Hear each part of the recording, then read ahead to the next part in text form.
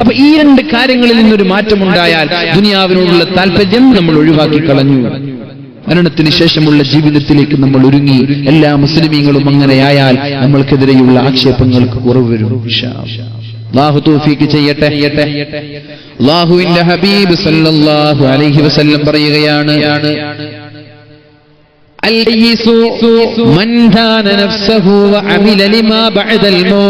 ബുദ്ധിമാൻ എന്ന് പറഞ്ഞാൽ സ്വന്തം ശരീരത്തെ നിയന്ത്രിക്കുന്നവനാണ്. ചെറുപ്പക്കാരാ, നമ്മൾക്ക് ആരോഗ്യമുണ്ട്. ക്ലബിന്റെ പേരിൽ കൊലപാതകം നടക്കുമ്പോ, മയക്കുമരുന്നിന്റെ പേരിലും കഞ്ചാവിന്റെ പേരിലും കൊലപാതകങ്ങൾ നടക്കുമ്പോ, സ്വർണ്ണക്കടത്തിന്റെ പേരിൽ പാവപ്പെട്ട രണ്ട് ചെറുപ്പക്കാർ പരിശുദ്ധമായ റമളാനിൽ മംഗലാപുരത്ത് വെച്ച് നിഷ്ഠൂരമായി കൊല ചെയ്യപ്പെടുമ്പോ നമ്മൾ ആലോചിച്ചിട്ടുണ്ടോ എന്തൊക്കെയാണ് ചെയ്തു കൂട്ടുന്നതെന്ന്? ബുദ്ധിമാൻ എന്ന് പറഞ്ഞാൽ സ്വന്തം ശരീരത്തെ നിയന്ത്രിക്കുന്നവനാണ് ബുദ്ധിമാൻ. നമ്മുടെ ശരീരത്തെ നമ്മൾക്ക് നിയന്ത്രിക്കാൻ കഴിഞ്ഞാൽ നമ്മൾ ബുദ്ധിമാനാണ്. ഇത് അൺകൺട്രോൾ ആയാൽ, ഔട്ട് ഓഫ് കൺട്രോൾ ആയാൽ നമ്മുടെ കാര്യം പോക്കാൻ. നമ്മൾ ശരീരം പറയാൻ വഴിയിൽ പോകുന്ന പെണ്ണിന്റെ പിന്നാലെ പോയി അവൾക്കൊരു നമ്പർ കൈമാറണമെന്ന് നിന്റെ ശരീരം അത് പറയുമ്പോ അത് പാടില്ല, അത് ഹറാമാണ് എന്നാ നീ ബുദ്ധിമാനാണ്. അല്ല, പിന്നാലെ നീ ബൈക്കുമെടുത്ത് ബുള്ളറ്റുമായി നീ പോവാൻ, നമ്പറുകൾ കൈമാറാൻ. നിന്റെ പുഞ്ചിരിയും നിന്റെ സ്നേഹത്തോടെയുള്ള ടെക്സ്റ്റുകളും നീ കൈമാറിയാൽ നീ നിന്നെ കുറിച്ച് വിലയിരുത്തേണ്ടത് നീ വിഡ്ഢികളുടെ കൂട്ടത്തിലാണ്, വിഡ്ഢികളുടെ ലോകത്തിലാണ്. ഇത് പഠിപ്പിച്ചു പരിശുദ്ധ റസൂൽ സല്ലല്ലാഹു അലൈഹി വസല്ലം. അതുകൊണ്ട് വിഡ്ഢികളുടെ സ്വപ്നലോകത്ത് നിന്ന് ബുദ്ധിമാന്മാരുടെ ജീവിതത്തിലേക്ക് നമ്മൾക്ക് മാറണം. അതിനുള്ള വഴി അല്ലാഹുവിന്റെ ഹബീബ് പറഞ്ഞു തന്നു, മൻ ദാന നഫ്സഹു വഅമില ലിമാ ബഅദൽ മൗത്ത്. സ്വന്തം ശരീരത്തെ നിയന്ത്രിച്ചിട്ട് ആരാണോ മരണശേഷമുള്ള ഖബറിലേക്കും മഹ്ശറയിലേക്കും ഒരുങ്ങുന്നതാരാ? രാത്രിയുടെ യാമങ്ങളിൽ ഏതെങ്കിലും ഒരു പെണ്ണിനോട് സംസാരിക്കുന്നതും ചാറ്റ് ചെയ്യുന്നതും എന്റെ ഖബറിടത്തിലേക്കുള്ള നഷ്ടത്തിന്റെ കച്ചവടമാണ്. ആ സമയത്ത് ദിക്ർ ചൊല്ലി വുളൂ ചെയ്തോ ദിക്ർ ചൊല്ലി കിടന്നുറങ്ങിയാൽ എന്റെ ഖബറിലേക്കുള്ള നേട്ടമാണ്. അതുകൊണ്ട് എന്റെ ഖബറിടത്തിലേക്കാണ് ഞാൻ തയ്യാറാവേണ്ടത് എന്ന ചിന്തയോടെ ഹറാമായ ചാറ്റിങ്ങുകളോ ഹറാമായ ചീറ്റിങ്ങുകളോ സംസാരങ്ങളോ ഇല്ലാതെ അല്ലാഹുവിനെ പേടിച്ചാൽ അവനാണ് ബുദ്ധിമാൻ. അല്ലാഹു നമ്മളെയൊക്കെ അവരിൽ പെടുത്തട്ടെ. ചെറുപ്പക്കാർ ശ്രദ്ധിക്കേണ്ട ഒരു വിഷയമാണ്. യുവത്വം മസിൽസ് ഉണ്ടാകും, പിക്കപ്സ് ഉണ്ടാകും, സിക്സ് പാക്ക് ഉണ്ടാകും. അതൊക്കെ ഒരു 40 വയസ്സ് കഴിഞ്ഞാൽ അതൊക്കെ നഷ്ടപ്പെടും. പിന്നെ അതിന് പ്രാധാന്യം ഉണ്ടാവില്ല. പക്ഷേ നമ്മുടെ വയസ്സുകളും ദിനങ്ങളും ഖബറിലേക്ക് എണ്ണപ്പെട്ടുകൊണ്ടിരിക്കുകയാണ്. ഓരോ ദിവസവും നമ്മളിൽ നിന്ന് വിട പറയുമ്പോ അല്ലാഹു നമ്മോട് ചോദിക്കുന്നുണ്ട്, നീ എന്തിനാണ് ജനങ്ങൾക്ക് വേണ്ടി നന്നാവുന്നത്? ജനങ്ങൾ നോക്കുന്ന സ്ഥലം നീ എന്തിനാണ് അലങ്കരിക്കുന്നത്? ഞാൻ ശ്രദ്ധിക്കുന്ന, ഞാൻ വീക്ഷിക്കുന്ന ആ ഹൃദയം മനോഹരമാക്കാൻ നീ സമയം കണ്ടെത്തുന്നുണ്ടോ? അല്ലാഹുവിന്റെ ചോദ്യമാണ്. ഹൃദയം നമ്മൾ ശുദ്ധീകരിക്കാറുണ്ട്, മുഖമൊക്കെ നമ്മൾ മിനിക്കാറുണ്ട്. ആഴ്ചയിൽ ഒരു തവണ ബാർബർ ഷോപ്പിൽ പോകും. കഴിവിന്റെ പരമാവധി ബാർബറോട് പറയും, എത്ര മോഡലാക്കാൻ പറ്റും അത്ര അങ്ങോട്ട് മോഡലാക്കി അല്ലേ. ബ്ലീച്ചിങ് വേണമെന്ന് കേൾക്കും ബാർബർ ഷോപ്പ്, അത് ഉസ്താദിനോടും കേൾക്കും, നിങ്ങളോടും കേൾക്കും. അങ്ങനല്ലേ, അവർക്ക് പൈസ വേണ്ടത്. അത് ഏത് ബാർബർ ഷോപ്പിൽ പോയാലും വെട്ടിയും താഴെ എടുത്തവൻ അടുത്ത ചോദ്യം, ഫേഷ്യൽ വേണോ ബ്ലീച്ചിങ് വേണോ? എന്നാ പിന്നെ ആയിക്കോട്ടെ. വേറൊരു സ്ഥലമുണ്ട് ബ്ലീച്ചിങ്ങും ഫേഷ്യലും ചെയ്യേണ്ട ഒരു സ്ഥലമുണ്ട് നമ്മുടെ ഹൃദയം. ഇതും കൂടി ചെയ്താൽ മാഷാ അല്ലാഹ് നിങ്ങൾ ഗ്ലാമർ ആയിക്കോളെ, ഒന്നും നമ്മൾ എതിർപ്പില്ല. നിങ്ങൾ മാക്സിമം ഗ്ലാമറായിട്ട് തന്നെ നടന്നോളി. പക്ഷേ ആ ഒരു ഗ്ലാമർ ആകുന്നതോടുകൂടെ നമ്മുടെ ഹൃദയത്തെയും നിങ്ങളൊന്ന് ഗ്ലാമർ ആക്കണം. ഇത് മനോഹരമാക്കണം. രണ്ടും മനോഹരമായിക്കോട്ടെ. ഇത് കറുത്തിട്ട് ഇത് മനോഹരം, അത് വേണ്ട. അത് നഷ്ടമാണ്, അത് നഷ്ടത്തിന്റെ കച്ചവടമാണ്. അല്ലാഹു നമ്മൾക്ക് ബോധം നൽകട്ടെ. റസൂലുള്ളാഹി സ്വല്ലല്ലാഹു അലൈഹി വസല്ലം പറഞ്ഞു, അൽ കയ്യിസു മൻ ദാന നഫ്സഹു വഅമില ലിമാ ബഅദൽ മൗത്ത്. ബുദ്ധിമാൻ എന്ന് പറഞ്ഞാൽ സ്വന്തം ശരീരത്തെ തിന്മയിലേക്ക് പോവാതെ തിന്മ ചെയ്യുമ്പോൾ നാളെ അല്ലാഹുവിന്റെ ഖബറിടത്തെയും മഹ്ശറയെയും നരകത്തെയും ഓർത്തുകൊണ്ട് ഖബറിലേക്ക് വേണ്ടി മരണശേഷമുള്ള ജീവിതത്തിലേക്ക് വേണ്ടി ഒരുങ്ങുന്നവനാണ് ബുദ്ധിമാൻ. മഹാനായ ഉമർ ഇബ്നുൽ ഖത്താബ് റളിയല്ലാഹു അൻഹുവിന്റെ കാലത്ത് ഒരു ചെറുപ്പക്കാരൻ അടികൊണ്ട് നാട്ടുകാരൊക്കെ അടിച്ചിട്ട് കൈകാലുകൾ ബന്ദിയാക്കി ഉമർ തങ്ങളുടെ സമീപത്തേക്ക് കൊണ്ടുവരികയാണ്. സദാചാര ഗുണ്ടകൾ എല്ലാ നാട്ടിലുണ്ടാവും അല്ലേ. അല്പം ചില സദാചാര ഗുണ്ടകളെല്ലാം ഒരുമിച്ചുകൂടി ഒരു ചെറുപ്പക്കാരനെ തുരുതുര അടിച്ചു മർദ്ദിച്ച് ശരീരമാസകലം ബന്ദിയാക്കി അമീറുൽ മുഅ്മിനീൻ ഉമർ തങ്ങളുടെ സമീപത്തേക്ക് കൊണ്ടുവന്നപ്പോ ഉമർ തങ്ങൾ വിചാരിച്ചു, എന്താണ് പ്രശ്നം? സദാചാര ഗുണ്ടകളോട് ചോദിച്ചു, എന്താണ് ഇവിടെ കുഴപ്പം? അവർ പറഞ്ഞു, അമീറുൽ മുഅ്മിനീൻ, ഇന്നലെ ഇശാ നിസ്കാരം കഴിഞ്ഞു പോകുമ്പോ ഈ ചെറുപ്പക്കാരൻ ഒരു വീടിന്റെ മതിൽ ചാടി ഒരു പെണ്ണിനെ അപമാനിക്കാൻ വേണ്ടി ശ്രമിച്ചു. ഒച്ചവെച്ച പെണ്ണ് ഞങ്ങൾ ഓടി വന്നു, ഈ ചെറുപ്പക്കാരനെ പിടിച്ചു ബന്ദിയാക്കി കൊണ്ടുവന്നതാണ്. മൃതങ്ങൾ ദുആ ചെയ്തു, അല്ലാഹുമ്മ ലാ തുഖ്ലിഫ് ലന്നീ, അല്ലാഹുവേ എന്റെ ചിന്തയെ നീ തെറ്റിപ്പിക്കല്ലേ അല്ലാ, എന്റെ ആലോചനയിൽ നീ പിഴവ് വരുത്തല്ലേ റബ്ബേ. ഈ ചെറുപ്പക്കാരനെ കുറിച്ച് എനിക്ക് നല്ല ചിന്തയായിരുന്നു, നല്ല അഭിപ്രായമായിരുന്നു, നല്ല ദീനീബോധമുള്ള ചെറുപ്പക്കാരൻ എന്നാണ് ഞാൻ വിചാരിച്ചത്. അതുകൊണ്ട് എന്റെ ചിന്തയെ തെറ്റിപ്പിക്കല്ലേ അല്ലാ എന്ന് ദുആ ചെയ്യുകയാണ്. എന്നിട്ട് ചെറുപ്പക്കാരനോട് ചോദിച്ചു, അല്ല എന്താണ് സംഭവിച്ചത്?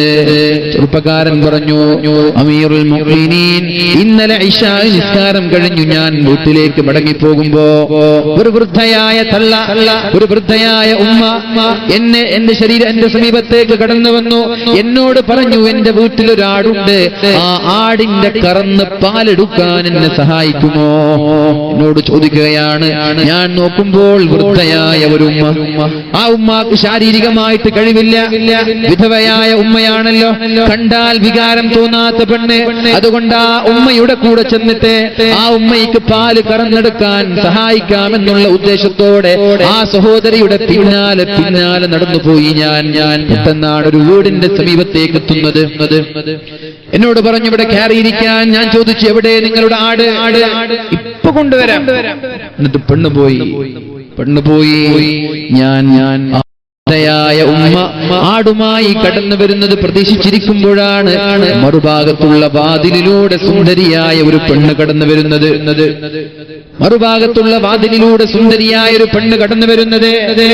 എന്നിട്ട് എന്റെ ശരീരം കടന്നു പിടിക്കാൻ ശ്രമിച്ചപ്പോ അമീറുൽ മുഅ്മിനീൻ, ഞാൻ കുതറി മാറി, ഞാൻ സപ്പോർട്ട് ചെയ്തില്ല, ഞാൻ മാറി നിന്നു. വീണ്ടും എന്നെ വ്യഭിചാരത്തിന് വേണ്ടി പ്രോത്സാഹിപ്പിച്ചു. ആരും കാണൂല, ആരും അറിയൂല. ഒരു മുറിക്കകത്ത് രാത്രിയുടെ യാമങ്ങളിൽ ഇശയുടെ നിശബ്ദതയിൽ ഞാനും നീയുമല്ലാതെ വേറെ ഒരാൾ അറിയാത്ത ഈ സാഹചര്യത്തിൽ വ്യഭിചാരത്തിന് വേണ്ടി ക്ഷണിച്ചപ്പോ ഞാൻ പറഞ്ഞു, ഇന്നി അഖാഫുല്ലാഹ്, എനിക്കത് പറ്റൂല. ഞാൻ ഇവിടെ വ്യഭിചാരം ചെയ്താൽ, ഇവിടെ ഒരു ഹറാമ് ചെയ്താൽ എന്റെ ഖബറിടം കഷ്ടമായിരിക്കും. ഇതാണ് ബുദ്ധിമാൻ, ഇവരാണ് ബുദ്ധിമാൻ. ഇവിടെയുള്ള താൽക്കാലിക സുഖങ്ങളെല്ലാവരും നോക്കുക, നാളെ മഹ്ശറയിൽ എങ്ങനെയാണ് രക്ഷപ്പെടാൻ പറ്റുക എന്ന് ഞാൻ കുതറി മാറി. ഈ പെണ്ണിനെ എന്നെ സമീപിക്കാനോ എന്നെ ശാരീരികമായി പ്രാപിക്കാനോ കഴിയില്ല എന്ന് തോന്നിയപ്പോ ഉടനെ പുതിയൊരു അടവിലേക്ക് സഹോദരി നീങ്ങുകയാണ്. ഒന്നിനെ പോലെ മാറാൻ പറ്റുന്നു ആരെങ്കിലും ലോകത്തുണ്ടെങ്കിൽ അത് പെണ്ണുങ്ങൾ മാത്രമാണെന്ന് നമ്മൾക്കറിയാലോ, അല്ലേ? ഒന്നിനെ പോലെ മാറാൻ പറ്റുന്ന ആളുകൾ പെണ്ണുങ്ങളാണ്, എല്ലാ പെണ്ണുങ്ങളല്ല. ഞാൻ ഓർത്തു പോവാൻ, ഒരു യാഥാർത്ഥ്യമാണെന്ന് എനിക്കറിയില്ല. ഒരു പെണ്ണും ഒരാണും മറുഭാഗത്ത് നിന്നൊരാണ് കാർ ഡ്രൈവ് ചെയ്ത് വരാൻ, ഓപ്പോസിറ്റ് ഭാഗത്ത് നിന്നൊരു പെണ്ണ് കാർ ഡ്രൈവ് ചെയ്ത് വരാൻ. വണ്ടി ഇടിച്ചു, വണ്ടി ഫുള്ള് പൊടിയായി. പക്ഷെ രണ്ടുപേർക്കും പരിക്ക് പറ്റിയില്ല. പൂർണ്ണമായിട്ടും തെറ്റ് പെണ്ണിന്റെ ഭാഗത്താണ്. ഏതായാലും പോലീസ് വന്ന പെണ്ണ് ഒന്നുകിൽ കാശ് കൊടുക്കേണ്ടി വരും, പിഴവ് മുഴുവനും പെണ്ണിന്റെ ഭാഗത്തായതുകൊണ്ട് പെണ്ണ് പുതിയൊരു അടവെടുത്തു. ഈ ഡ്രൈവറുമായിട്ട് പരിചയപ്പെട്ടു, നല്ലൊരു ഫ്രണ്ട്ഷിപ്പ് ഉണ്ടാക്കി. നിമിഷ നേരം കൊണ്ട് നമ്മുടെ ഈ ഒരു ആക്സിഡന്റ് സംഭവിച്ചത് തന്നെ നമ്മളൊരു ഫ്രണ്ട്ഷിപ്പ് ഉണ്ടാവാൻ ഒരു കാരണമാണെന്നൊക്കെ പറഞ്ഞിട്ട്, ആനയാണ് തേങ്ങാണെന്നൊക്കെ പറഞ്ഞ് നല്ല ഫ്രണ്ട്ഷിപ്പ് ഉണ്ടാക്കി. എന്നിട്ട് ഒരുപാട് സമയം സംസാരിച്ചിരുന്നിട്ട് പെണ്ണിന്റെ വണ്ടിയിലുണ്ടായിരുന്നൊരു കള്ളിന്റെ കുപ്പിയെടുത്തിട്ട് സുഹൃത്തിനെ കൈമാറി. അവൻ കുടിച്ച ശേഷം പെണ്ണ് പോലീസിനെ വിളിച്ചിട്ട് പറഞ്ഞു, കള്ളും കുടിച്ച് വണ്ടി ഓടിച്ച് എന്റെ വണ്ടി ഇടിച്ചിട്ടുണ്ട്. മനസ്സിലായോ? കള്ളും കുടിച്ചിട്ട് വണ്ടി ഓടിച്ചു വന്നിട്ട് എന്റെ വണ്ടി ഇടിച്ചിട്ടുണ്ട്. ഇതാണ് പെണ്ണുങ്ങൾ. എല്ലാങ്ങളും ചില പെണ്ണുങ്ങൾ എങ്ങനെയാണ്. ഏതായാലും പുതിയൊരടവിലേക്ക് നീങ്ങി. ഉടനെ ഒച്ചപ്പാടായി ഒച്ച വെച്ചു. എന്നെ പീഡിപ്പിക്കാൻ ഒരാൾ കടന്നു വന്നിട്ടുണ്ട് എന്ന് അട്ടഹസിച്ചപ്പോ ചുറ്റുഭാഗങ്ങളിലുള്ള ചെറുപ്പക്കാരെല്ലാം ഓടിക്കൂടി വീടിലേക്ക് കയറി വന്നിട്ട് ആ ചെറുപ്പക്കാരനെ തുരുതുരാടിക്കുകയാണ്. കാള പെറ്റു എന്ന് കേൾക്കുമ്പോ കയറെടുത്തോടുകയാണ് നമ്മുടെ ചില ചെറുപ്പക്കാർ. കാള പറ്റൂ ആണോ, എന്നാ പിന്നെ കയറെടുത്തോടെ. കാള പ്രസവിക്കൂലെന്ന് പോലും ചിന്തിക്കൂല. കാള പ്രസവിക്കൂലല്ലോ. എരുമയും പോത്തും പശുവൊക്കെ അല്ലേ പോത്ത് പ്രസവിക്കൂലേ? എരുമയും പശുവൊക്കെ പ്രസവിക്കുക. എന്നാൽ കാള പെറ്റു എന്ന് കേട്ട ഉടനെ കയറെടുത്ത് പോവാ. ഇത് ആലോചിക്കൂല നമ്മള്. എന്തെങ്കിലും ഒരു വാർത്ത കേൾക്കുമ്പോ പിന്നെ ഓടിപ്പോവാ, പ്രശ്നം ഉണ്ടാക്കുക, അടിക്കുക. അതല്ല പരിശുദ്ധ ഇസ്ലാം നമ്മെ പഠിപ്പിച്ചത്. മലപ്പുറം ജില്ലയിൽ ഇസ്ലാമിലേക്ക് പുതുതായി കടന്നു വന്ന ഫൈസൽ എന്ന് പറയുന്ന ചെറുപ്പക്കാരനെ ഇരുട്ടിന്റെ മറവിൽ അതിദാരുണമായി കൊല ചെയ്ത് കഷ്ണമായി കുടൽമാല പുറത്തു വന്നപ്പോ മലപ്പുറം ജില്ലക്കാർ ന്യൂനപക്ഷം തിങ്ങിപ്പാർക്കുന്ന ഒരു മിനി പാകിസ്ഥാൻ എന്ന് മറ്റുള്ള ആളുകൾ വിശേഷിപ്പിക്കുന്ന സ്ഥലം. അവിടെ അക്രമങ്ങൾ ഉണ്ടാവാം, വേണമെങ്കിൽ അവിടെയുള്ള ബോർഡുകൾ കുത്തിത്തകർന്ന് തരിപ്പണമാക്കാം. പക്ഷേ പാണക്കാട്ടെ പൂമുത്ത് മഹാനായ സയ്യിദ് ഹൈദർ അലി ശിഹാബ് തങ്ങളുടെ ആഹ്വാനം നമ്മൾ കാതോർത്തു. നിങ്ങൾ കാരണം ഒരു ഹൈന്ദവന് പോർലേൽക്കാൻ പാടില്ല. ഹൈന്ദവർക്ക് സംരക്ഷണം നൽകേണ്ടത് നിങ്ങളാണ്. ഈ കൊടുങ്ങിയിലുള്ള ഏതെങ്കിലും ഒരു ഹൈന്ദവന് പോർലേറ്റാൽ അത് ഇസ്ലാമിന്റെ ഭാഗത്തല്ല എന്ന് മഹാനായ ഹൈദർ അലി തങ്ങൾ പ്രഖ്യാപിച്ചപ്പോ എന്തുണ്ടായി? അവിടെ സമാധാനത്തിന്റെ അന്തരീക്ഷം അവിടെ കളിയാടി. അടിബന്ധു സംഭവിച്ചു. RSSകാർ കൊന്നതെന്തിനാ? ഇസ്ലാമിലേക്ക് കടന്നു വന്നത് കാരണം. എന്തുണ്ടായി? അയാള് സ്വർഗത്തിലെത്തി. ഇനിയിപ്പോ ആ ഫൈസൽ എന്ന് പറയുന്ന ചെറുപ്പക്കാരന് രണ്ടാമതൊരു ഹയാത്ത് ലഭിച്ചാൽ, രണ്ടാമതൊരു ജീവൻ ലഭിച്ചാൽ എല്ലാ ആരൊക്കെയാണോ കൊന്നവർക്കൊക്കെ ക്യാഷ് അവാർഡ് കൊടുക്കും, താങ്ക് യു എന്ന് പറഞ്ഞിട്ട്. എന്തേ? ഇവര് കൊന്നതുകൊണ്ട് നേരെ സ്വർഗത്തിലേക്ക് പറക്കാൻ പറ്റി. ഇവര് കൊന്നതുകൊണ്ട് സ്വർഗത്തിലേക്ക് പറക്കാൻ പറ്റി.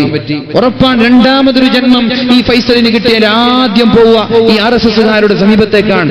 നിങ്ങൾക്ക് ഇത്ര ക്യാഷ് അവാർഡ് 10,000 രൂപ. എന്തേ? എന്നെ കൊന്നതിന്. എന്തേ? എനിക്ക് സ്വർഗം ലഭിച്ചു കൊന്നത് കാരണം. അങ്ങനെയാണ്. ആർക്കാ നഷ്ടം? ആർക്കവിടെ നഷ്ടമുണ്ടായത്? ഫൈസലിന്റെ ഉമ്മ ഇസ്ലാം സ്വീകരിച്ചു. ഫൈസലിന്റെ മാതാവ് ഇസ്ലാമിലേക്ക് കടന്നു വന്നു. ഇതാണ് ഇസ്ലാം പഠിപ്പിക്കുന്ന വഴി. പ്രശ്നം ഉണ്ടാക്കലല്ല, സമാധാന അന്തരീക്ഷമാണ്. ആ ഒരു അന്തരീക്ഷത്തിലേക്ക് നമ്മൾ മാറണം. നമ്മളെ ആക്രമിക്കുവാനും പ്രകോപിക്കുവാനും ചില പ്രവർത്തനങ്ങളൊക്കെ നമ്മുടെ നാടിന്റെ മുക്കുമൂലകളിൽ നിന്ന് ചില സമയങ്ങളിൽ കേൾക്കാറുണ്ട്. പല സമയങ്ങളിലും നമ്മെ പ്രകോപിക്കാൻ വേണ്ടിയിട്ട് ചില പ്രവർത്തനങ്ങൾ ഈ ടൗണിൽ വെച്ച് തന്നെ ചില ആളുകൾ നടത്താറുണ്ട്. നമ്മൾ ക്ഷമിക്കുകയും നമ്മൾ വിചാരഭരിതരായി തിങ്ക് ട്വൈസ് ബിഫോർ ലീപ്പ് എന്ന് പറയുന്നത് പോലെ എടുത്തു ചാടി കടന്നു പോവില്ല. ക്ഷമിക്കുക, അവിടെയാണ് വിജയമുള്ളത്. അപ്പോഴാണ് നമ്മൾക്ക് വിജയം ഉണ്ടാവുക. ചെറുപ്പക്കാരന്റെ മുഖമുദ്രയായിരിക്കണം ക്ഷമ എന്നുള്ളത്. ക്ഷമയില്ലാത്തവന്റെ ജീവിതം പരാജയമായിരിക്കും എന്നുള്ള ചർച്ച ആ പെൺകുട്ടി ഇങ്ങനെ അട്ടഹസിച്ചപ്പോ ആളുകളൊക്കെ കൂട്ടമായി കടന്നു വന്ന് അടിച്ചു, ബന്ദിയാക്കി അമീറുൽ മുഅ്മിനീൻ സമീപത്തേക്ക് കൊണ്ടുപോയി. അമീറുൽ മുഅ്മിനീൻ ഉമർ ഇബ്നുൽ ഖത്താബ് റളിയല്ലാഹു അൻഹു ഉടനെ തന്നെ മദീനയുടെ പ്രാന്തപ്രദേശത്ത് താമസിക്കുന്ന എല്ലാ വൃദ്ധമാരായ ഉമ്മമാരോടും വരാൻ പറഞ്ഞു. മഹാനായ അമീറുൽ മുഅ്മിനീന്റെ ആ ഒരു കേന്ദ്ര ഭരണ പ്രദേശത്തേക്ക് എല്ലാവരും കടന്നു വന്നു. എല്ലാ ഉമ്മമാരും കടന്നു വന്നു. ഈ ചെറുപ്പക്കാരനോട് ചോദിച്ചു, ഇതാണോ ആ പെണ്ണ്? അല്ല. ഇതാണോ? അല്ല. ഒരുപാട് വൃദ്ധമാരായ ഉമ്മമാരിങ്ങനെ നിൽക്കുന്നുണ്ട്. ഇവരൊന്നുമല്ല എന്ന് പറഞ്ഞപ്പോ അവസാനം ഒരു ഉമ്മ ഇങ്ങനെ കടന്നു വരുന്നുണ്ട്. അമീറുൽ മുഅ്മിനീൻ, ആ പെണ്ണുങ്ങളാണ് ഇന്നലെ എന്നെ വഴിക്കേടിലേക്ക് കൊണ്ടുപോയത്, ഇന്നലെ എന്നെ പറ്റിച്ചത്. പെണ്ണിനോട് കാര്യം ചോദിച്ചു. അപ്പോഴാണ് വൃദ്ധയായ ഉമ്മ പറഞ്ഞത്, ഈ റൂമിലേക്ക് കയറി വന്ന പെണ്ണിന് ഇന്ന് ചെറുപ്പക്കാരനോട് സ്നേഹം തോന്നി, എങ്ങനെയെങ്കിലും പ്രാപിക്കണമെന്ന താല്പര്യത്തോടെ എന്താണ് ഇതിനുള്ള വഴിയെന്ന് ഞങ്ങൾ രണ്ടുപേരും കൂടി ആലോചിച്ചു. അവസാനം ഒരു പ്രീ പ്ലാനോടുകൂടി, ഒരു പദ്ധതിയോടുകൂടി, വളരെ അടവോടുകൂടി ഇയാളെ എങ്ങനെയെങ്കിലും വീട്ടിലേക്ക് എത്തിക്കാമെന്നുള്ള തീരുമാനത്തിലെത്തി. ഇങ്ങനെയാണ് അവിടെ സംഭവിച്ചത് എന്ന് പറയുമ്പോ മഹാനായ അമീറുൽ മുഅ്മിനീൻ പറയുകയാണ്, അൽഹംദുലില്ലാഹില്ലദീ ലം തുമിത്നി. അല്ലാഹുവേ, യൂസുഫ് നബി അലൈഹിസ്സലാമിനെ പോലെയുള്ള ഒരാൾ ഞങ്ങളുടെ സമൂഹത്തിൽ കാണിച്ചു തന്നുകൊണ്ട് കാണിച്ചു തരാതെ മരിപ്പിക്കല്ലേ എന്ന് മുമ്പ് ദുആ ചെയ്തിരുന്നു. അല്ലാഹുവേ, എന്റെ മരണത്തിനു മുമ്പ് യൂസുഫ് നബി അലൈഹിസ്സലാമിനെ പോലെയുള്ള ചെറുപ്പക്കാരെ കാണാൻ എനിക്ക് ഭാഗ്യം ലഭിച്ചുവല്ലോ. അങ്ങനെ എത്ര യൂസുഫ് നബിമാർ ഇന്നുണ്ടാവും? എത്ര സാഹചര്യങ്ങൾ അല്ലേ? എന്തും തെറ്റ് ചെയ്യാനുള്ള സാഹചര്യങ്ങൾ നമ്മുടെ മുമ്പിലാണ്. ഫിതൻ നമ്മളിലേക്ക് കടന്നു വരും, പരീക്ഷണങ്ങൾ നമ്മുടെ മുമ്പിലേക്ക് ഇങ്ങോട്ട് കടന്നു വരും, വിചാരങ്ങൾ നമ്മളെ തേടി വരും, അങ്ങോട്ട് തേടിപ്പോകണ്ട. ഹറാമുകൾ നമ്മെ തേടി വരും, അങ്ങോട്ട് തേടിപ്പോകണ്ട. ഹറാമുകൾ ചെയ്യാൻ നമ്മൾക്ക് അവസരങ്ങൾ ഓരോന്നായി ലഭിക്കുമ്പോ എനിക്കിത് ചെയ്യാൻ പറ്റൂല, ഞാനൊരു മുസ്ലിമാണ്, എനിക്കിത് പാടില്ല എന്ന് പറഞ്ഞ് ആരാണ് മറിഞ്ഞു നിൽക്കുന്നത്? അവനാണ് ബുദ്ധിമാൻ. അല്ലാത്തവർ ബുദ്ധി എന്ന് പറഞ്ഞാൽ സ്വന്തം ശരീരം പറയാണ് ഒരു തെറ്റ് ചെയ്യാൻ പറയുമ്പോൾ അതുപോലെ ചെയ്യുന്നവൻ ബുദ്ധിയാണ്. ശരീരം പറയാൻ സിനിമക്ക് പോവല്ലേ, സിനിമക്ക് പോവാ. ചെറുപ്പക്കാര് 4-5 ആളുകൾ കൂടി ബൈക്ക് കൊടുത്ത് കാസർഗോഡ് പോയി, സിനിമ കണ്ടു. വിഡ്ഢിയാണവൻ. അവന്റെ ശരീരം സിനിമ കാണാൻ പറഞ്ഞപ്പോ അവൻ സിനിമ കണ്ടു. അവന്റെ ശരീരം പറയുകയാണ് ISL നടന്നുകൊണ്ടിരിക്കുമ്പോ വീട്ടിൽ ചെന്ന് മനോഹരമായി 2 മണിക്കൂർ കളി കാണാമല്ലോ, എന്തിനാണ് ഈ ഒരു വാല് ഞാൻ കേൾക്കുന്നത്? വാലിപ്പോ എത്ര ഉസ്താദുമാര് പറയുന്നുണ്ട്, എവിടെ നോക്കിയാലും വാലാണ്. ഉസ്താദുമാർ 2018, 2020 വരെ ചില ആളുകൾ ബുക്കിങ്ങിലാണ്. വാലിപ്പോഴും കേൾക്കല്ലേ, നമുക്ക് കളി കാണാം. അങ്ങനെയാണ് ഒരാൾ ആലോചിച്ചത്. കുഴപ്പമില്ല, അവൻ വിഡ്ഢിയാണ്. അവന്റെ ശരീരം അവനെ തിന്മയിലേക്ക് നയിച്ചപ്പോ അത് അതേപോലെ അംഗീകരിച്ചു. എന്നാ മറ്റു ചിലരോ അതല്ല, എനിക്ക് നേട്ടം ഇവിടെയാണ് സ്വർഗം. 2 സ്വർഗമാണ് ലോകത്തുള്ളത് അല്ലേ? ഒന്ന് നമ്മുടെ പെർലത്ത്, 2 സ്വർഗല്ലേ ലോകത്തുള്ളത്. ഇവിടെയൊക്കെ സ്വർഗമുള്ളത് ഒന്ന് പെർലം, ഒന്ന് ഇൽമിന്റെ സദസ്സാണ് അല്ലെ? 2 സ്വർഗമാണ്. ഒന്ന് നമ്മുടെ ഇൽമിന്റെ മജ്ലിസാണ്, 2 റസൂലുള്ളാഹി സ്വല്ലല്ലാഹു അലൈഹി വസല്ലമ തങ്ങളുടെ വീടിന്റെയും മിമ്പറിന്റെയും ഇടയിലുള്ള സ്ഥലം സ്വർഗമാണ്. ഇനി ഈ 2 സ്വർഗം, ഈ സ്വർഗം ലഭിക്കാത്ത ആളുകൾക്ക് എവിടെയും സ്വർഗം ലഭിക്കൂല. അതെങ്ങനെയാണ്? ഇഷ്ടംപോലെ അവസരങ്ങളും ചാൻസുകളും ഉണ്ടായി. പിന്നെ വാലിന്റെ സദസ്സിലേക്ക് കടന്നു വരുമ്പോൾ നമ്മൾ ശ്രദ്ധിക്കേണ്ട ഒരു വിഷയം, സ്ഥലമില്ലെങ്കിലും ഉണ്ടെങ്കിലും സദസ്സിൽ വന്നിരിക്കുമ്പോഴാണ് അതിന്റെ ശ്രേഷ്ഠത ലഭിക്കുക. അതെങ്ങനെയാ? നമ്മൾക്ക് വേണമെങ്കിൽ പുറത്ത് വണ്ടി വെച്ച് അവിടെ കേൾക്കാം, പുറത്ത് നിന്നിട്ട് കേൾക്കാം. അതൊക്കെ ഒരു പക്ഷേ പെട്ടെന്ന് എണീറ്റ് പോകണമെന്ന ഉദ്ദേശത്തോടെ ആയിരിക്കും. പക്ഷെ ആരോടെങ്കിലും പറഞ്ഞോ നിങ്ങൾ ഇവിടുന്ന് പകരം എണീറ്റ് പോകാൻ പാടില്ല എന്ന് പറഞ്ഞിട്ടില്ലല്ലോ. പക്ഷെ ഇവിടെ സൗകര്യം കുറവാണ്. എവിടെ വാലിന് പോയാലും നമ്മൾ എന്ത് ചെയ്യാം? കുറച്ച് സമയം സദസ്സിൽ ഇരിക്കാൻ വേണ്ടി നമ്മൾ സമയം കണ്ടെത്താം. ഇവിടെ ഇരിക്കുന്നവർക്ക് കിട്ടുന്ന ശ്രേഷ്ഠത അത് നമ്മൾക്ക് എണ്ണിയാൽ തീരാത്ത ശ്രേഷ്ഠതയാണ്. പാപങ്ങൾ ഒരു ദുആഇന്റെ ആവശ്യം പോലും ഇല്ലാതെ നമ്മുടെ പാപങ്ങൾ അല്ലാഹു പുറത്തു തരികയാണ്. ദുആ ചെയ്യണ്ട, ഇവിടെ ഇരുന്നാ മതി. വളരെ സ്വഹീഹായ ഹദീസാണ്. ഇൽമിന്റെ സദസ്സിൽ, ദിക്റിന്റെ സദസ്സിൽ, സ്വലാത്തിന്റെ മജ്ലിസിൽ നമ്മൾ വന്നിട്ട് ഇരുന്നാ മതി. ഇരുന്നിട്ട് നമ്മൾ എണീറ്റ് പോയി കുഴപ്പമില്ല. ഹുമുൽ ഖൗമു ലാ യസ്ഖാ ജലീസുഹും, ഇവിടെ ഇരുന്ന ഒരാളും പരാജയപ്പെടൂല എന്ന് സ്വഹീഹ് മുസ്ലിം റിപ്പോർട്ട് ചെയ്യുകയാണ്. സ്വഹീഹ് മുസ്ലിം, ബുഖാരിയിൽ കാണാം, നിങ്ങൾ എണീറ്റ് പോകുമ്പോൾ നിങ്ങളുടെ പാപം അല്ലാഹു പുറത്തു തരുമെന്ന്. ഇൽമിന്റെ സദസ്സിലേക്ക് വന്നവർ, ദിക്റിന്റെയും സ്വലാത്തിന്റെയും മജ്ലിസിലേക്ക് കടന്നു വന്നവർ ഇവിടെ നിന്ന് എണീറ്റ് പോകുമ്പോ അല്ലാഹു നിങ്ങളുടെ പാപം പുറത്തു തന്നു, നിങ്ങൾ പോയിക്കോളൂ എന്ന് പറയുന്നത് സ്വഹീഹുൽ ബുഖാരി റിപ്പോർട്ട് ചെയ്യുന്നുണ്ട്. അപ്പൊ നമ്മൾ പുറത്തു നിൽക്കുന്നതിൽ അർത്ഥമുണ്ടോ? വണ്ടിയിലിരിക്കുന്നതിൽ അർത്ഥമുണ്ടോ? എന്നാ പിന്നെ വീട്ടിൽ നിന്നിട്ട് യൂട്യൂബിൽ പോയാൽ പോലെ. ഏത് പ്രഭാഷകൻ നിങ്ങൾക്ക് വേണ്ടത് യൂട്യൂബിൽ അടിച്ചു കൊടുത്താൽ മതി. ഏത് വിഷയം വേണ്ടത്?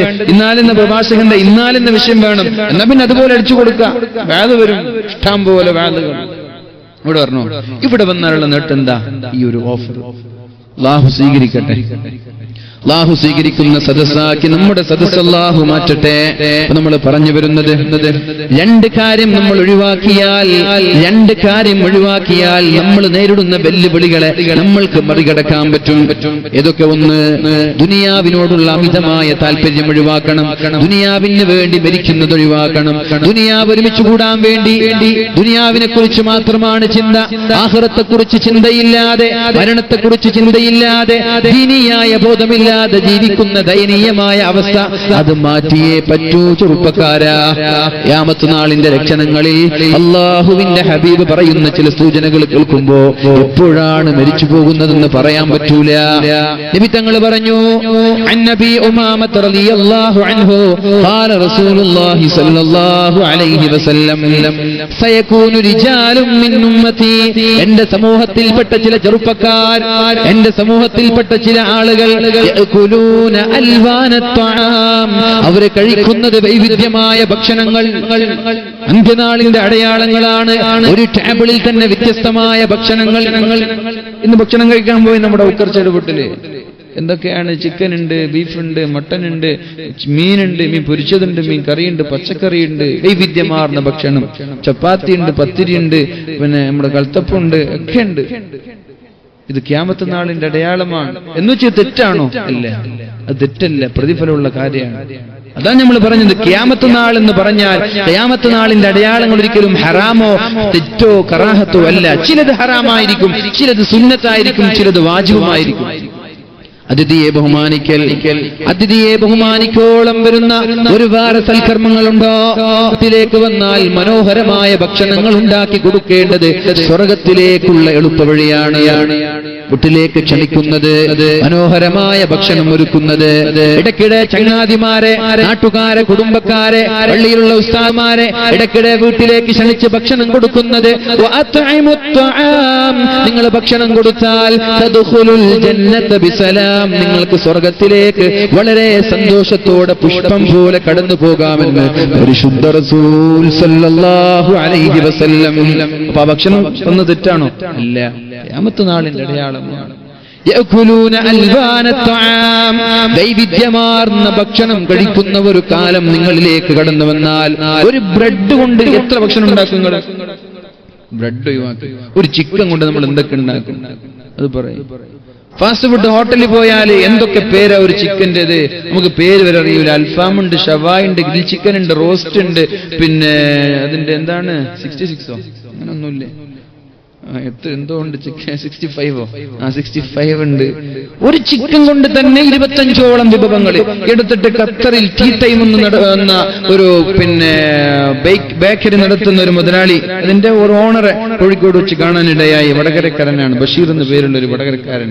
ഖത്തർ പോയപ്പോ ചായ കുടിച്ചതും ജ്യൂസ് കഴിച്ചതും ഒക്കെ ഈ ടീ ടൈമിൽ നിന്നായിരുന്നു. അപ്പൊ അങ്ങനെ ഒരാളോട് സംസാരിച്ചപ്പോൾ അയാൾ പറഞ്ഞു, ഞങ്ങൾ 24 ഫ്ലേവറിൽ ചായ ഉണ്ടാക്കുന്നു, ഒരു ചായ 24 ടേസ്റ്റിൽ. ഇതാ നബി തങ്ങൾ പറഞ്ഞത്, വിവിധമാർന്ന ഭക്ഷണം കഴിക്കുന്ന കാലം. നമ്മളെ വീട്ടിൽ എങ്ങനെ ചായ ഉണ്ടാക്കിയാലും ഒരു ചായ ആവുള്ളൂ അല്ലെ? അത് ഏത് പൊടി, മൂന്നാറിന്ന് കൊണ്ടുവന്നാലും ഊട്ടിന്ന് കൊണ്ടുവന്നാലും ഇനി കാസർഗോഡ് പോയി കൊണ്ടുവന്നാലും നമ്മുടെ വീട്ടിൽ ചായ ഒന്നു തന്നെ ആയിരിക്കും. പക്ഷെ ഇവർ വ്യത്യസ്തമായ ഫ്ലേവറിൽ 24ഓളം ചായകൾ. ഫില്ലി ചായ ഉണ്ടല്ലോ ദുബായില് അല്ലെ? ചായകൾ അങ്ങനെ ഒരു ചായ തന്നെ വ്യത്യസ്തമായ രീതിയിൽ.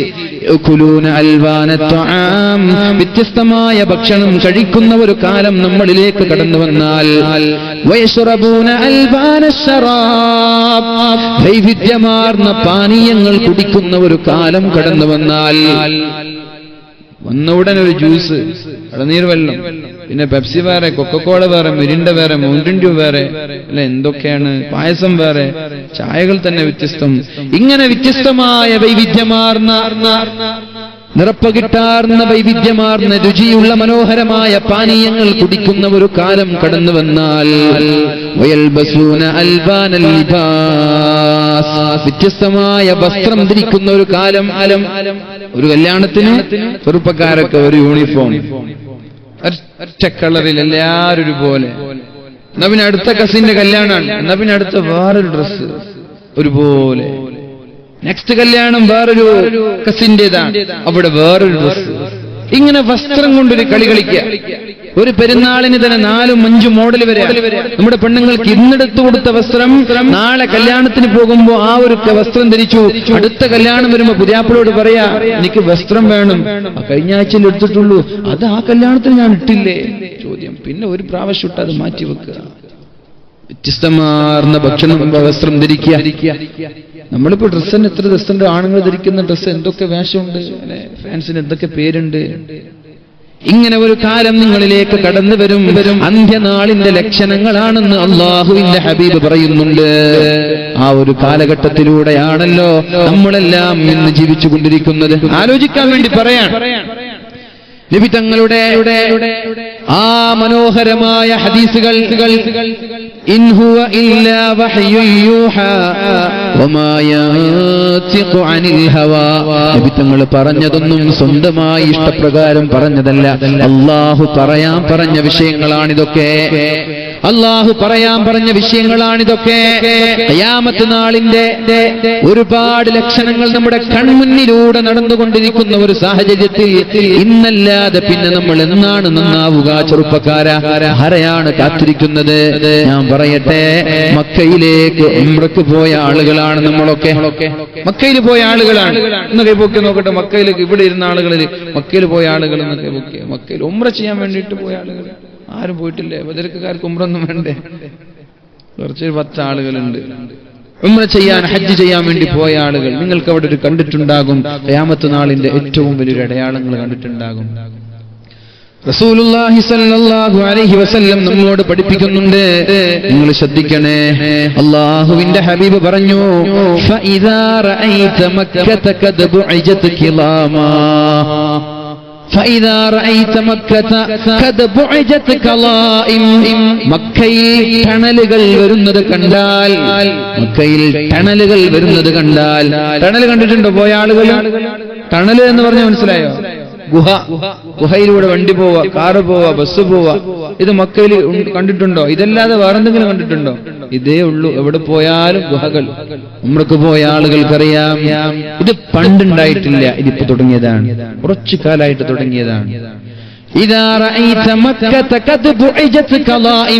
മക്കയിൽ വാഹനങ്ങൾക്ക് സഞ്ചരിക്കാനോ അല്ലെങ്കിൽ ഏത് ആവശ്യത്തിനുമാവട്ടെ അവിടെ ടണലുകൾ വരാൻ തുടങ്ങിയാൽ, നമ്മുടെ കാസർഗോഡ് റെയിൽവേ സ്റ്റേഷനിൽ എത്തുന്നതിന് മുമ്പ് കോട്ടിക്കുളം കഴിഞ്ഞുടൻ ഒരു ടണലുണ്ട്. അതുപോലെ ടണലുകൾ മക്കയിൽ വരുന്നത് നിങ്ങൾ കാണാൻ ഇടയായാൽ, ജമ്മു കാശ്മീരിലൊക്കെ പോയാല് 2 മണിക്കൂർ 3 മണിക്കൂറൊക്കെ ടണലിൽ തന്നെ പോവാം. വെളിച്ചം കാണൂല, ടണലിൽ തന്നെ പോവാൻ ട്രെയിനൊക്കെ, വാഹനങ്ങളൊക്കെ. ഇങ്ങനെ ഒരു കാലം മക്കയിലേക്ക് കടന്നു വന്നാൽ,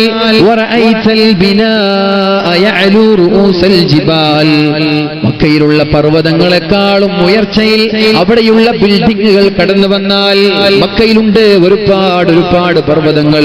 ആ പർവ്വതങ്ങളെക്കാളും ഉച്ചിയിൽ അവിടെയുള്ള ബിൽഡിങ്ങുകൾ ഉയർന്നു വന്നാൽ, ഏത് സാഹചര്യത്തിലാണ് അള്ളാഹുവിന്റെ ഹബീബ് ഇത് പറയുന്നതെന്ന് മനസ്സിലാക്കണം. ഏത് സാഹചര്യത്തിലാണ് അള്ളാഹുവിന്റെ ഹബീബ് ഇത് പറയുന്നതെന്ന് മനസ്സിലാക്കണം. വീടിന്റെ അകത്തളങ്ങളിൽ നിന്ന് 15 വയസ്സുള്ളൊരു കുട്ടി ചാടിയാൽ വീടിന്റെ റൂഫിലേക്ക് കയ്യെത്തുമായിരുന്നു. അങ്ങനെയുള്ള വീടുകളിലായിരുന്നു ഹബീബും സഹാബാക്കളും താമസിച്ചിരുന്നത്. ഓലമേഞ്ഞ വീടുകൾ, മണ്ണ് തേച്ച വീടുകൾ, ഈന്തപ്പനയുടെ മട്ടലുകൾ കൊണ്ടുണ്ടാക്കിയ വീടുകൾ. ആ വീട്ടിൽ നിന്ന് 15 വയസ്സ് മാത്രം പ്രായമുള്ള ആളുകൾ ഒന്ന് ചാടിയാൽ അവരുടെ കൈകൾ റൂഫിലേക്ക് തട്ടുമായിരുന്നു. ഇന്ന് ഞങ്ങളുടെ വീടിന്റെ കഥ എന്താ? നല്ലൊരു ഐറ്റമേറ്റുള്ള ഒരാള് ചാടിയ അവിടെ എത്തോ? എവിടെ? നമ്മുടെ വീടിന്റെ റൂഫ് തൊടാൻ പറ്റുമോ? മച്ച് റൂഫ്, നമ്മളെന്താ പറയല്? എന്താ പറയല്? സീലിംഗ് തൊടാൻ പറ്റുമോ നമ്മൾക്ക്? കസേര വെച്ച് ചാടിയവരെ നമ്മൾ എത്തൂല ഇപ്പൊ, അല്ലെ? നമ്മൾ നല്ലൊരു ഐറ്റുള്ള ഒരാള് കസേര വെച്ച് ചാടിയവരെ അവിടെ എത്തൂല. എന്നാൽ നബിത്തങ്ങളുടെ കാലത്ത് എങ്ങനെ? ഹസൻ ഹുസൈൻ റളിയല്ലാഹു അൻഹു ചെറിയ കുട്ടികളായിരിക്കുന്ന സമയത്ത് ഒന്ന് ചാടി അവരുടെ കൈകളെത്തും. എന്ന് വെച്ചാല് കുറച്ചൊക്കെ ഹൈറ്റുള്ള ആളുകൾ ഇങ്ങനെ കുനിഞ്ഞു പോകേണ്ട ഒരു അവസ്ഥ. അതായിരുന്നു അവരുടെ വീട്. പല വീടുകളിലും കിടന്നുറങ്ങിയാൽ കാല് പുറത്തായിരുന്നു. ഇങ്ങനെ ഒരു സാഹചര്യത്തിൽ അല്ലാഹുവിന്റെ ഹബീബ് പറയുകയാണ്, പ്രവിശാലമായി നീണ്ടു കിടക്കുന്ന എത്രയോ ഉന്നതിയിലേക്ക് ഉച്ചിയിലേക്ക് വളർന്ന് പന്തലിച്ചിരിക്കുന്ന പർവ്വതങ്ങളെക്കാളും മുകളിൽ ബിൽഡിങ്ങുകൾ കടന്നു വന്നാൽ എങ്ങനെ ആലോചിക്കാൻ പറ്റുമെന്ന് നമ്മൾ പറയും, അല്ലെ? ഒരു നില വീടുകൾ, 2 നിലയുള്ള വീടുകൾ അപൂർവം. അതുണ്ടെങ്കിൽ തന്നെ നമ്മുടെ ഇന്നത്തെ 1 നില വീട് പോലും കവച്ചു വെക്കൂല. അങ്ങനെ ഒരു കാലം, ആ ഒരു കാലത്ത് നിന്ന് 14 നൂറ്റാണ്ട് മുമ്പ് നബിത്തങ്ങൾ പറയുന്ന വാക്കാണ്. ഇവിടെയുള്ള ഉഹുദുമല, ഇവിടെയുള്ള ജബൽ അബി ഖുബൈസ്, ഈ ജബൽ അബി ഖുബൈസിനെക്കാളും മുകളിലേക്ക് ബിൽഡിങ്ങുകൾ വന്നാൽ സ്വഹാബാക്കൾക്ക് ഇതിൽ സംശയം വന്നില്ല. എന്റെ സമിഅനാ വഅതഅനാ, നബിത്തങ്ങൾ എന്ത് പറഞ്ഞാലും മനസാ വാച അംഗീകരിക്കുന്ന ആളുകളാണ് അവർ. അവർക്ക് ഹബീബിൽ വല്ലാത്ത വിശ്വാസമായിരുന്നു, അവർക്ക് സംശയമില്ല. നമ്മളോട് പറഞ്ഞാലോ നമ്മൾക്ക് സംശയം ഉണ്ടാകും. അങ്ങനെയൊക്കെ നടക്കും നബിയെ? നമ്മളങ്ങനെ പറയും പുസ്തകം. ഞാനിത് പറയുമ്പോൾ നിങ്ങൾക്ക് സംശയം ഉണ്ടാവും, ഇതൊക്കെയാണ് വിടുകയാണോ, അങ്ങനെയൊക്കെ ഉണ്ടോന്ന്, അല്ലെ? നിങ്ങൾക്ക് സംശയം ഉണ്ടാവും ചിലപ്പോ. ഹബീബിന്റെ ഹദീസുകളാണ് നമ്മൾ ചർച്ച ചെയ്യുന്നത്. നമ്മൾക്ക് വേണമെങ്കിൽ ഒരു തെളിവുണ്ട്. മസ്ജിദുൽ ഹറാമിന്റെ കിഴക്ക് ഭാഗത്തുണ്ട് ജബലു അബീ ഖുബൈസ്. ആ ജബലു അബീ ഖുബൈസിന്റെ പർവ്വതം ഉയരം 420 മീറ്ററാണ്. ജബലു അബീ ഖുബൈസ് എന്ന പർവ്വതത്തിന്റെ ഉയരം 420 മീറ്ററാണ്. എന്നാൽ ക്ലോക്ക് ടവർ, മക്ക എന്ന് പറഞ്ഞാൽ ആദ്യം ഓർമ്മ വരെ ക്ലോക്ക് ടവറാണ്. ജിദ്ദയിൽ ഫ്ലൈറ്റ് ഇറങ്ങുമ്പോ ആദ്യം നമ്മൾ കാണുന്നതും ക്ലോക്ക് ടവറാണ്. എത്ര ദൂരത്തു നിന്നും ക്ലോക്ക് ടവർ കാണും. എന്തേ അങ്ങനൊരു ബിൽഡിംഗ് അവിടെ വന്നിട്ടുണ്ട്. മക്ക നിങ്ങൾ ഗൂഗിൾ അടിച്ചു നോക്കിയേ, ആദ്യം കാണാൻ ക്ലോക്ക് ടവർ ആയിരിക്കും. കഅബ, ക്ലോക്ക് ടവർ, ഇതൊക്കെ കാണാം. നബി തങ്ങൾ പറഞ്ഞതുപോലെ മസ്ജിദുൽ ഹറാമിന്റെ കിഴക്ക് ഭാഗത്തുള്ള ജബൽ അബീ ഖുബൈസ് എന്ന പർവ്വതത്തിന്റെ ഉയരം 420 മീറ്റർ ആണെങ്കിൽ അതിന്റെ തൊട്ടടുത്തുള്ള ക്ലോക്ക് ടവറിന്റെ ഉയരം 595 മീറ്റർ ആണ്. 595 മീറ്ററാണ്. എത്ര മീറ്റർ അധികം? 175 മീറ്ററോളം വലുപ്പമാണ് ഈ ക്ലോക്ക് ടവറിനുള്ളത്. ഇങ്ങനെ ഒരു കാലം നിങ്ങളിലേക്ക് കടന്നു വന്നാൽ ഫഅലം, നിങ്ങൾ അറിയണേ, അന്നൽ അംറ ഖദ് അളല്ലക, കാര്യം അസ്തമിക്കാൻ പോവുകയാണ്. ലോകത്തിന്റെ അന്ത്യത്തിലേക്ക് അടുത്തിരിക്കുകയാണ്. അളല്ലക, കാര്യം കഴിഞ്ഞു. ലോകത്തിന്റെ സമയം കഴിഞ്ഞു, അന്ത്യനാളെടുത്തു. മഹ്ദി ഇമാമിന്റെ ആഗമനവും ദജ്ജാലിന്റെ ആഗമനവും ഒരുപാട് വിദൂരത്തല്ല. അതൊക്കെ താമസിയാതെ നമ്മുടെ കണ്ണുകൾ കൊണ്ട് തന്നെ കാണാൻ ചാൻസ് ഉണ്ട്. നമ്മുടെ കണ്ണുകൾ കൊണ്ട് തന്നെ കാണാൻ ഇടയുണ്ട്. ഇതാണ് അല്ലാഹുവിന്റെ ഹബീബ് പറഞ്ഞത്. 14 നൂറ്റാണ്ടുകൾക്ക് മുമ്പ് പറഞ്ഞത് ഈ നമ്മൾ കണ്ണുകൊണ്ട് കാണുകയാണ്. നമ്മളത് കണ്ണുകൊണ്ട് കാണുകയാണ്. ഞാൻ ചോദിക്കട്ടെ, ആരുടെ ഈമാനിനാ ശക്തി വേണ്ടത്? സിദ്ദീഖ് തങ്ങളുടെ ഈമാനിനെക്കാളും ശക്തി 14 നൂറ്റാണ്ടുകൾക്ക് ഇപ്പുറത്തുള്ള നമ്മുടെ ഈമാനിന് ഉണ്ടാവണം. എന്തേ? സിദ്ദീഖ് തങ്ങൾ ഇതൊന്നും കണ്ടിട്ടില്ല, കേട്ടിട്ടേയുള്ളൂ. നമ്മൾ കേൾക്കുകയും ചെയ്തു, നമ്മൾ കാണുകയും ചെയ്തു. ആരാണ്? സല്ലല്ലാഹു അലാ മുഹമ്മദ്, സല്ലല്ലാഹു അലാ മുഹമ്മദ്, സല്ലല്ലാഹു അലാ മുഹമ്മദ്. ആരാണ് ആ മുത്തുനബി? ആ ഹബീബിനെ കൊണ്ടാണല്ലോ നമ്മൾ വിശ്വസിക്കുന്നത്. ഇന്നമൽ മുഅ്മിനൂന അല്ലദീന ഇദാ ദുകിറല്ലാഹു വജിലത് ഖുലൂബുഹും. അല്ലാഹുവിനെ കുറിച്ച് പറയപ്പെടുമ്പോ നമ്മുടെ ഹൃദയം കിടുകിടാ വിറക്കണം, പേടിക്കണം നമ്മളൊക്കെ. വഇദാ തുലിയത് അലൈഹിം ആയാതു, അല്ലാഹുവിന്റെ ദൃഷ്ടാന്തങ്ങൾ ഓരോന്നോരോന്നായി കേൾപ്പിച്ചു തരുമ്പോ സാദതുഹും ഈമാന, നമ്മുടെ ഈമാൻ വർദ്ധിക്കണം. ചെറുപ്പക്കാരാ, ഇത് കേട്ടുപോയാൽ പോരാ, ഇത് കേട്ടുപോയാൽ പോരാ. ഇതൊക്കെ കേൾക്കുമ്പോ ഹബീബിനോടുള്ള സ്നേഹം വർദ്ധിക്കണം, ഇസ്ലാമിലുള്ള വിശ്വാസം വർദ്ധിക്കണം, അല്ലാഹുവിലുള്ള വിശ്വാസം വർദ്ധിക്കണം. ഇത് പറഞ്ഞു 14 നൂറ്റാണ്ടുകൾക്ക് മുമ്പ് പറഞ്ഞ വാക്കുകൾ നമ്മുടെ കണ്ണിന്റെ മുന്നിലൂടെ ഓരോന്നോരോന്നായി നമ്മൾ കണ്ടുകൊണ്ടിരിക്കുമ്പോ നമ്മുടെ ഈമാൻ വർദ്ധിച്ചില്ലെങ്കിൽ പിന്നെ എന്നാണ് നമ്മുടെ ഈമാൻ വർദ്ധിക്കുക? അല്ലേ? റസൂലുള്ളാഹി സ്വല്ലല്ലാഹു അലൈഹി വസല്ലം സ്വഹാബാക്കളോട് പറഞ്ഞു കൊടുത്തല്ലോ, ഫൽയൗമ നുനജ്ജീക ബിബദനിക ലിതകൂന ലിമൻ ഖൽഫക ആയ. ഫിർഔനെ, നിന്റെ ഡെഡ് ബോഡി ഞങ്ങൾ സൂക്ഷിക്കുകയാണ്. അല്ലാഹു പറഞ്ഞ വാക്കാണ്. 4000 വർഷം മുമ്പ് മൂസാ നബിയുടെ കാലത്ത് പടച്ചോൻ പറയാണ്, ഫൽയൗമ നുനജ്ജീക ബിബദനിക ലിതകൂന ലിമൻ ഖൽഫക ആയ.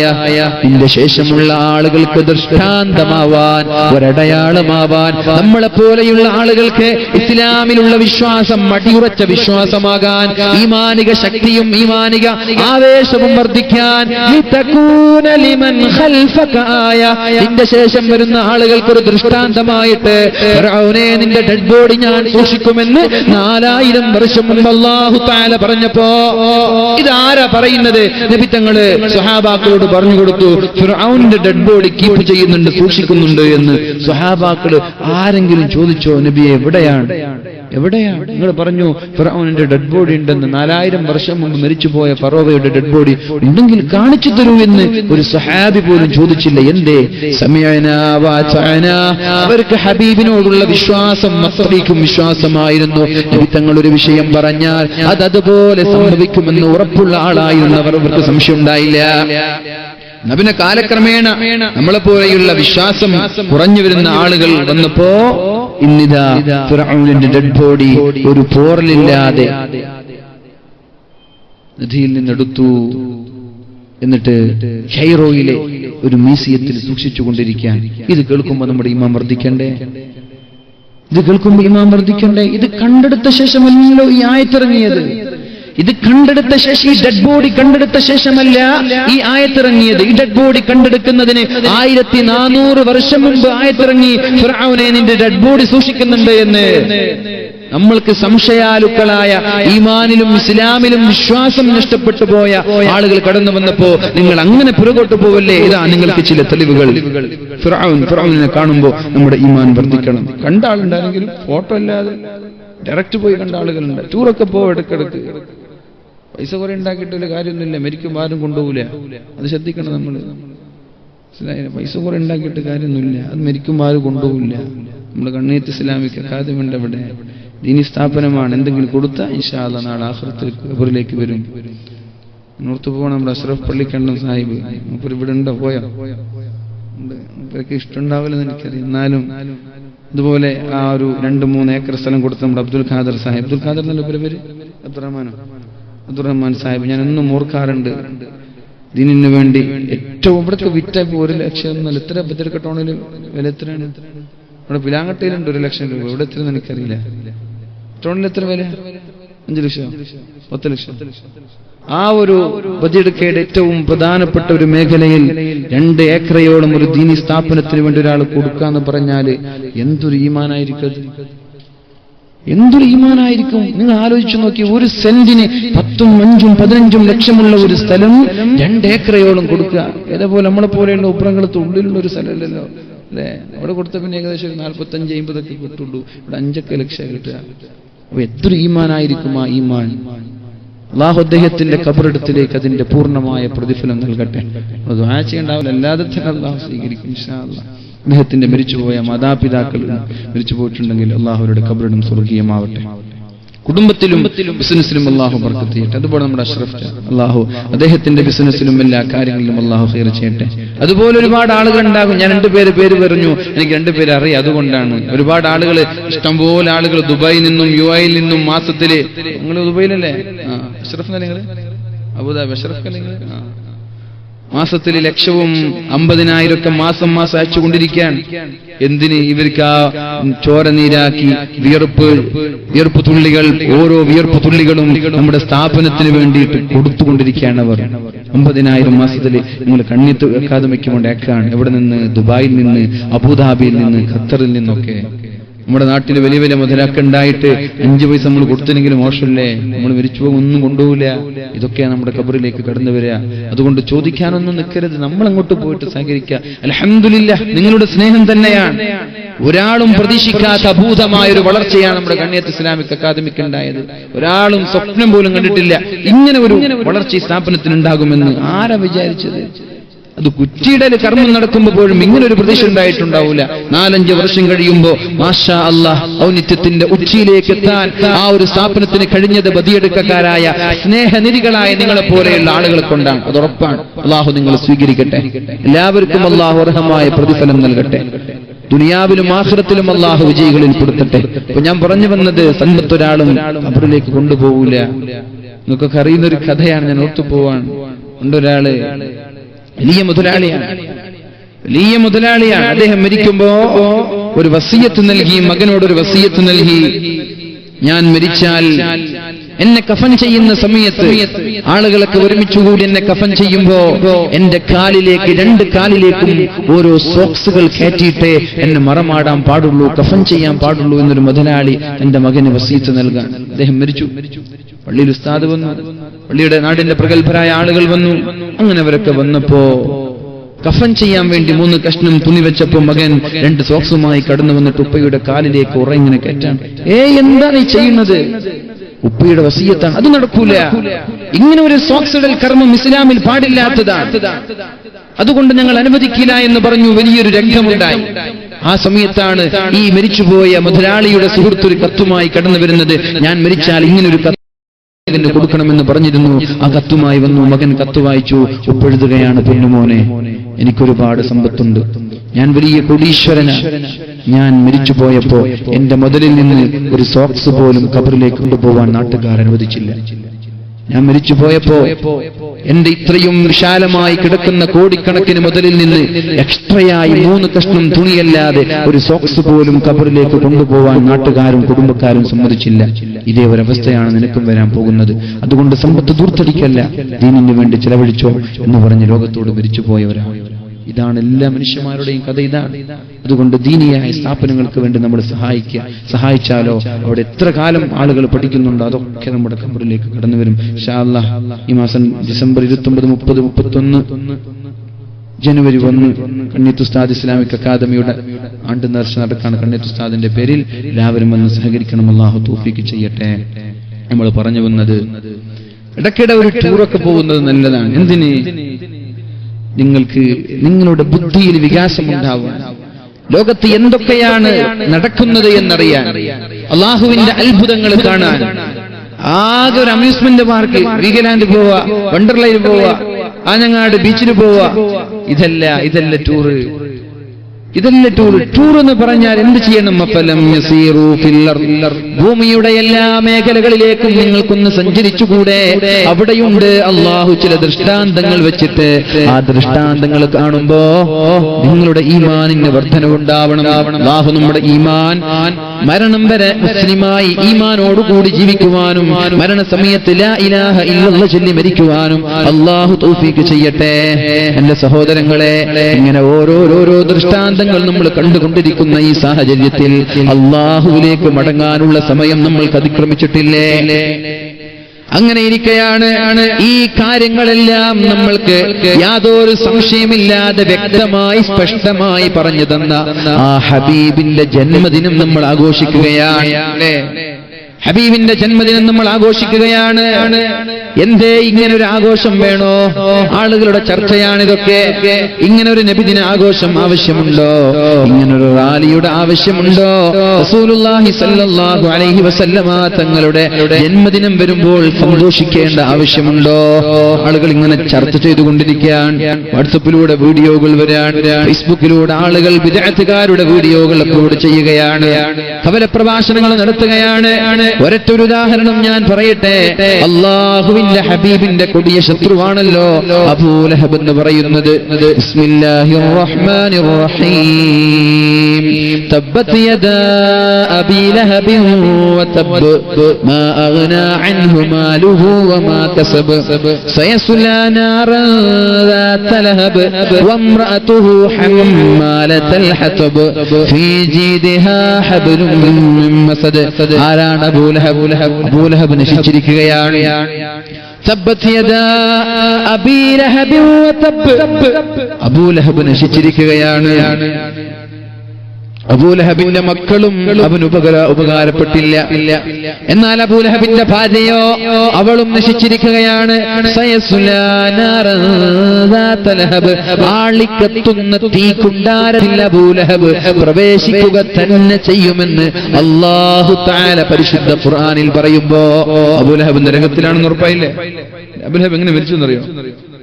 അബൂലഹബ് നബി തങ്ങളെ എങ്ങനെയൊക്കെ ദ്രോഹിക്കാൻ പറ്റുമോ അങ്ങനെയൊക്കെ ദ്രോഹിച്ചവരാണ്. നബി തങ്ങൾക്ക് എങ്ങനെയൊക്കെ വേദന നൽകാൻ പറ്റുമോ അതൊക്കെ ചെയ്തിട്ടുണ്ട്. അബൂലഹബിന്റെ മകൻ നബി തങ്ങളുടെ മുഖത്തേക്ക് തുപ്പിയിട്ടുണ്ട്. നബി തങ്ങൾ ഇപ്പോൾ ദുആ ചെയ്തു, അല്ലാഹുമ്മ സല്ലിത് അലൈഹി കൽബൻ മിൻ കിലാബിക. നബിയെ, അല്ലാഹുവേ, ഒരു വന്യമൃഗത്തെ കൊണ്ട് ഇയാളെ നീ നശിപ്പിക്കണേ എന്നൊരു ദുആ നബി തങ്ങൾ ചെയ്തു. അത് പറയാൻ കാരണമുണ്ട്. നബി തങ്ങൾ അങ്ങനെ പ്രതികരിക്കാറില്ല. ഖുർആനിനെ പറഞ്ഞു, നിന്റെ ഖുർആനിൽ എനിക്ക് വിശ്വാസമില്ല. മാ ളല്ല സാഹിബുകും വമാ ഗവാ. നിങ്ങളുടെ ഖുർആനിൽ എനിക്ക് വിശ്വാസമില്ല. അത് കവിതയാണ്, നീ കെട്ടിച്ചമച്ചതാണ്. നിന്റെ ഖുർആനിലോ നിന്റെ റബ്ബിലോ എനിക്ക് വിശ്വാസമില്ല എന്ന് പറഞ്ഞു ഹബീബിന്റെ മുഖത്തേക്ക് തുപ്പിയപ്പോ അല്ലാഹുവിന്റെ ഹബീബ് ഒരു ദുആ ചെയ്തു, അല്ലാഹുമ്മ സല്ലിത് അലൈഹി കൽബൻ മിൻ കിലാബിക. അല്ലാഹുവേ, വന്യമൃഗത്തെ കൊണ്ട് ഇയാളെ നീ നശിപ്പിക്കണേ അല്ലാഹ്. എന്ത് സംഭവിച്ചെന്നറിയോ?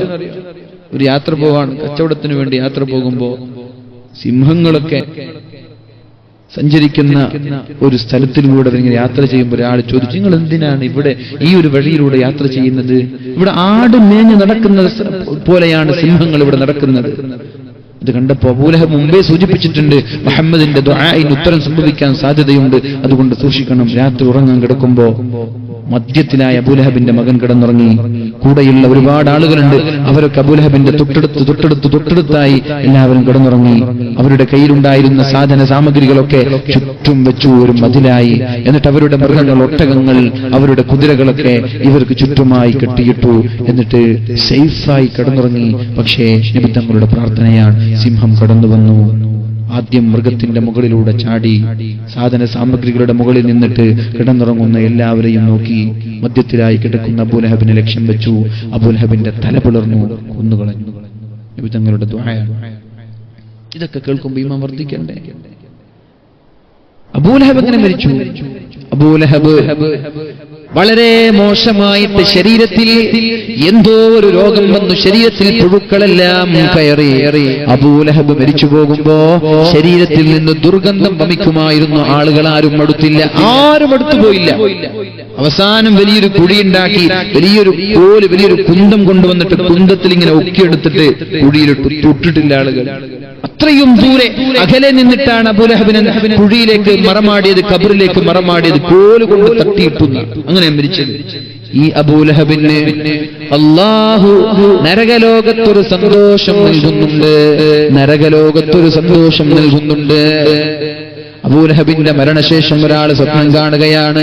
മഹാനായ ഇബ്നു അബ്ബാസ് റളിയല്ലാഹു അൻഹുവിനെ പോലെയുള്ള ആളുകൾ ഉദ്ധരിക്കുന്ന സംഭവമാണിത്. കളവാണെന്ന് പറയാൻ പറ്റോ? ഇബ്നു അബ്ബാസ് റളിയല്ലാഹു അൻഹുവിനെ പോലെയുള്ള ആളുകൾ ഉദ്ധരിക്കുന്ന സംഭവമാണിത്. അബൂലഹബിന്റെ മരണശേഷം അബൂലഹബിനെ ഒരാൾ സ്വപ്നം കണ്ടപ്പോ, എന്താണ് നിന്റെ അവസ്ഥ, മരണശേഷമുള്ള കഥകൾ എന്താ? അപ്പോഴാണ് അബൂലഹബ് പറയാൻ തുടങ്ങിയത്, എന്റെ കാര്യം കഷ്ടം തന്നെ, നരകത്തിലാണ്, വല്ലാത്ത കഷ്ടമാണ് എന്റെ ജീവിതം. പക്ഷേ എല്ലാ തിങ്കളാഴ്ച രാത്രിയിലും എന്റെ വിരലുകളുടെയിലൂടെ കുളിർമയുള്ള ഒരു പാനീയം വരാറുണ്ട്. എല്ലാ തിങ്കളാഴ്ച രാത്രിയിലും ഒരു ആശ്വാസം ലഭിക്കാറുണ്ട്. അതെന്തേ? അപ്പോഴാണ് അബൂലഹബ് പറഞ്ഞത്, അതിന് കാരണമുണ്ട്. അല്ലാഹുവിന്റെ ഹബീബ് മുഹമ്മദുർ റസൂലുള്ളാഹ് നബി തങ്ങൾ ജനിച്ചപ്പോ എന്റെ അടിമ സ്ത്രീയെ ഞാൻ മോചിപ്പിക്കുകയുണ്ടായി. അന്ന് റസൂലുള്ളാഹി തങ്ങൾ പ്രവാചകനല്ല, മുഹമ്മദാണ്, പ്രവാചകനായിട്ടില്ല. മുഹമ്മദുൻ സയ്യിദുൽ കൗനൈനി വസ്സഖലൈൻ നീ والفريقين من عرب ومن عجم مولاي صل وسلم دائما أبدا على حبيبك خير الخلق كلهم ظلمت سنة من أحيا الظلام إلى أن اشتكت قدما كل من برمي مولاي صل وسلم دائما أبدا على حبيبك خير الخلق كلهم. അല്ലാഹുവിന്റെ ഹബീബിന്റെ ആ റൗളയിലേക്ക് നമ്മുടെ സ്വലാത്ത് അല്ലാഹു എത്തിച്ചു കൊടുക്കുമാറാവട്ടെ. വെള്ളിയാഴ്ച ദിവസം ആരാണോ സ്വലാത്ത് വർദ്ധിപ്പിക്കുന്നത്, അല്ലാഹുവിന്റെ ഹബീബിന്റെ ശഫാഅത്തിന് അർഹനാണവൻ. അല്ലേ? വിധങ്ങൾ എന്താ പറഞ്ഞത്? മൻ അഹബ്ബനി കാന മഈ ഫിൽ ജന്ന. എന്നെ ഒരാൾ സ്നേഹിച്ചാൽ എന്റെ കൂടെയാണ് അയാൾ സ്വർഗ്ഗത്തിൽ ഉണ്ടാവുക. വിധങ്ങൾ സ്നേഹിച്ചാൽ വിഷയം വരുന്നുണ്ട്, സമയം അനുവദിക്കുമെന്ന് എനിക്കറിയില്ല. മൻ അഹബ്ബനി കാന മഈ ഫിൽ ജന്ന. എന്നെ ഒരാൾ സ്നേഹിച്ചാൽ അവൻ എന്റെ കൂടെയാണ് നാളെ സ്വർഗ്ഗത്തിൽ. സ്നേഹിച്ചാൽ മതി. സ്നേഹത്തിനൊരു ലിമിറ്റേഷൻ ഇല്ല, ഒരു പരിധിയില്ല, ഒരു ബൗണ്ടറി ഇല്ല. സ്നേഹത്തിനൊരു പരിധിയില്ല. ചില ആളുകളെ ഒരുപാട് കാലം കഴിഞ്ഞ് കണ്ടുമുട്ടുമ്പോ കെട്ടിപ്പിടിക്കൂലേ, കെട്ടിപ്പിടിച്ചിട്ട് ഇങ്ങനെ വെരിഞ്ഞു മുറുകും. ഒരുപക്ഷെ അയാൾക്കാരുടെ വാരിലടക്കം പൊടിയായി പോകും. എന്നിട്ട് കേസ് കൊടുക്കാൻ പറ്റുമോ? പ്രശ്നമാക്കാൻ പറ്റുമോ? ഇല്ല. എന്റെ സ്നേഹത്തിന്റെ ഭാഗമാണ്, സ്നേഹത്തിലാക്കിയാണ്. എന്നാ പിന്നെ ഒരു ശത്രുവിനെ കണ്ടു പിടിച്ചിട്ട് ഒരു കുത്തു കൊടുത്തു, അപ്പൊ കേസ് കൊടുക്കുക അയാള്. ഇത് കേസ് കൊടുക്കൂല. എന്തേ? സ്നേഹമാണ്. സ്നേഹത്തിനൊരു ലിമിറ്റില്ല. ചില ആളുകൾ വേല കഴിഞ്ഞിട്ട് പോകുമ്പോ കൈ പിടിക്കാറുണ്ട്. പടച്ചോനെ, ചില ആളുകൾ പിടിച്ചൊരു നിൽക്കും. ഇവിടെ ഒരു മോതിരമുണ്ട്, ആ മോതിരം വെച്ച് നമ്മളെ കൈ വേദനിക്കും. നമുക്കൊന്നും പറയാൻ പറ്റുമോ? മാഷ, ഇതൊരുപാട് അനുഭവിക്കുന്ന ഒരു വിഷയമാണ്. കൈ പിടിച്ചിട്ടൊരു ഞെക്കലുണ്ട്. ചില ആളുകൾ ഞെക്കുമ്പോ ഈ മോതിരം ഇവിടെ തട്ടിയിട്ട് കൈ വേദനിക്കും. നമുക്ക് ദേഷ്യപ്പെടാൻ പറ്റില്ല. സ്നേഹത്തിന്റെ ഭാഗമാണ്. അപ്പൊ ആ ഒരു സ്നേഹത്തിനൊരു ലിമിറ്റ് ഇല്ല, സ്നേഹത്തിനൊരു ബൗണ്ടറി ഇല്ല. പക്ഷെ സ്നേഹം ആഭാസമാവരുത്. സ്നേഹമെന്ന് പറഞ്ഞ് റബീഉൽ അവ്വലിന് ചെറുപ്പക്കാര് ബുള്ളറ്റ് എടുത്തിട്ട് ഒച്ചപ്പാടുണ്ടാക്കി, സ്മോക്ക് പൊല്യൂഷൻ, സൗണ്ട് പൊല്യൂഷൻ, നാടാകെ പരിസ്ഥിതി മലിനീകരണം ഉണ്ടാക്കി, ഒച്ചപ്പാട്, ഹോണടിച്ചിട്ട് നമ്മുടെ അങ്ങാടി, നമ്മുടെ ബദിയർക്ക ടൗൺ ഒന്ന് തുറ്റിയാൽ അപകടമാണത്, പ്രശ്നമാണ്. ചെറുപ്പക്കാരെ സ്നേഹമൊക്കെ വേണം, പക്ഷെ ആഭാസമാവരുത്, ആഘോഷം മതിൽകടക്കരുത്, സ്നേഹത്തിന് ലിമിറ്റില്ല, പക്ഷെ ആളുകളെ ദ്രോഹിക്കുന്ന സ്നേഹമാവരുത്. അതാണ് സ്നേഹത്തിന്റെ ഒരു പര്യായം, ആവശ്യം. അങ്ങനെയാണ് നമ്മൾക്ക് ചർച്ച ചെയ്യാൻ പറ്റുക. സ്നേഹം നിങ്ങൾക്ക് എങ്ങനെ വേണമെങ്കിലും പ്രകടിപ്പിക്കാം, പക്ഷേ സ്നേഹം ഇസ്ലാമികമായി തെറ്റാവരുത്, ഇസ്ലാം അംഗീകരിക്കാത്ത വിഷയങ്ങളിലൂടെ ആവരുത്. അബൂലഹബിന് സന്തോഷം ലഭിക്കാനുള്ള കാരണം, അബൂലഹബ് അള്ളാഹുവിന്റെ ഹബീബ് ജനിച്ചു എന്നറിഞ്ഞപ്പോൾ സന്തോഷിച്ചിട്ട് തന്റെ അടിമ സ്ത്രീയെ മോചിപ്പിച്ചു. അത് കാരണം എല്ലാ തിങ്കളാഴ്ച രാത്രിയിലും അള്ളാഹു ആക്ഷേപിച്ചുകൊണ്ട് ആയത്തിറക്കി. ഒരു വഖത്ത് നിസ്കാരം പോലും നിസ്കരിക്കാത്ത അബൂലഹബിന് അള്ളാഹുവിന്റെ ഹബീബ് ജനിച്ചു എന്ന കാരണത്താൽ സന്തോഷം ലഭിക്കുമെങ്കിൽ എന്റെ ബദിയടുക്കയിലുള്ള ചെറുപ്പക്കാരികളെ, അള്ളാഹുവിന്റെ ഹബീബ് ജനിച്ചു എന്ന കാരണത്താൽ നമ്മൾ സന്തോഷിച്ചാൽ എല്ലാ വഖത്തിലും അല്ലാഹുവിന് വേണ്ടി സുജൂദ് ചെയ്യുന്ന, അല്ലാഹുവല്ലാതെ മറ്റൊരു ദൈവമില്ല, ഇത് വിശ്വസിക്കുന്ന കാലത്തോളം ഒരാൾ മുശ്രിക്കാവൂല. ലാ ഇലാഹ ഇല്ലല്ലാഹ് മുഹമ്മദുർ റസൂലുള്ളാഹ്, അല്ലാഹുവല്ലാതെ ഒരു ദൈവമില്ല, അല്ലാഹുവിന്റെ പ്രവാചകനാണ് മുഹമ്മദ് നബി. ഇത് വിശ്വസിക്കുന്ന ഒരാൾ മുശ്രിക്കാവൂല, അതുറപ്പാണ്. ഇത് വിശ്വസിക്കുന്ന ഒരാൾ മുശ്രിക്കാവൂല.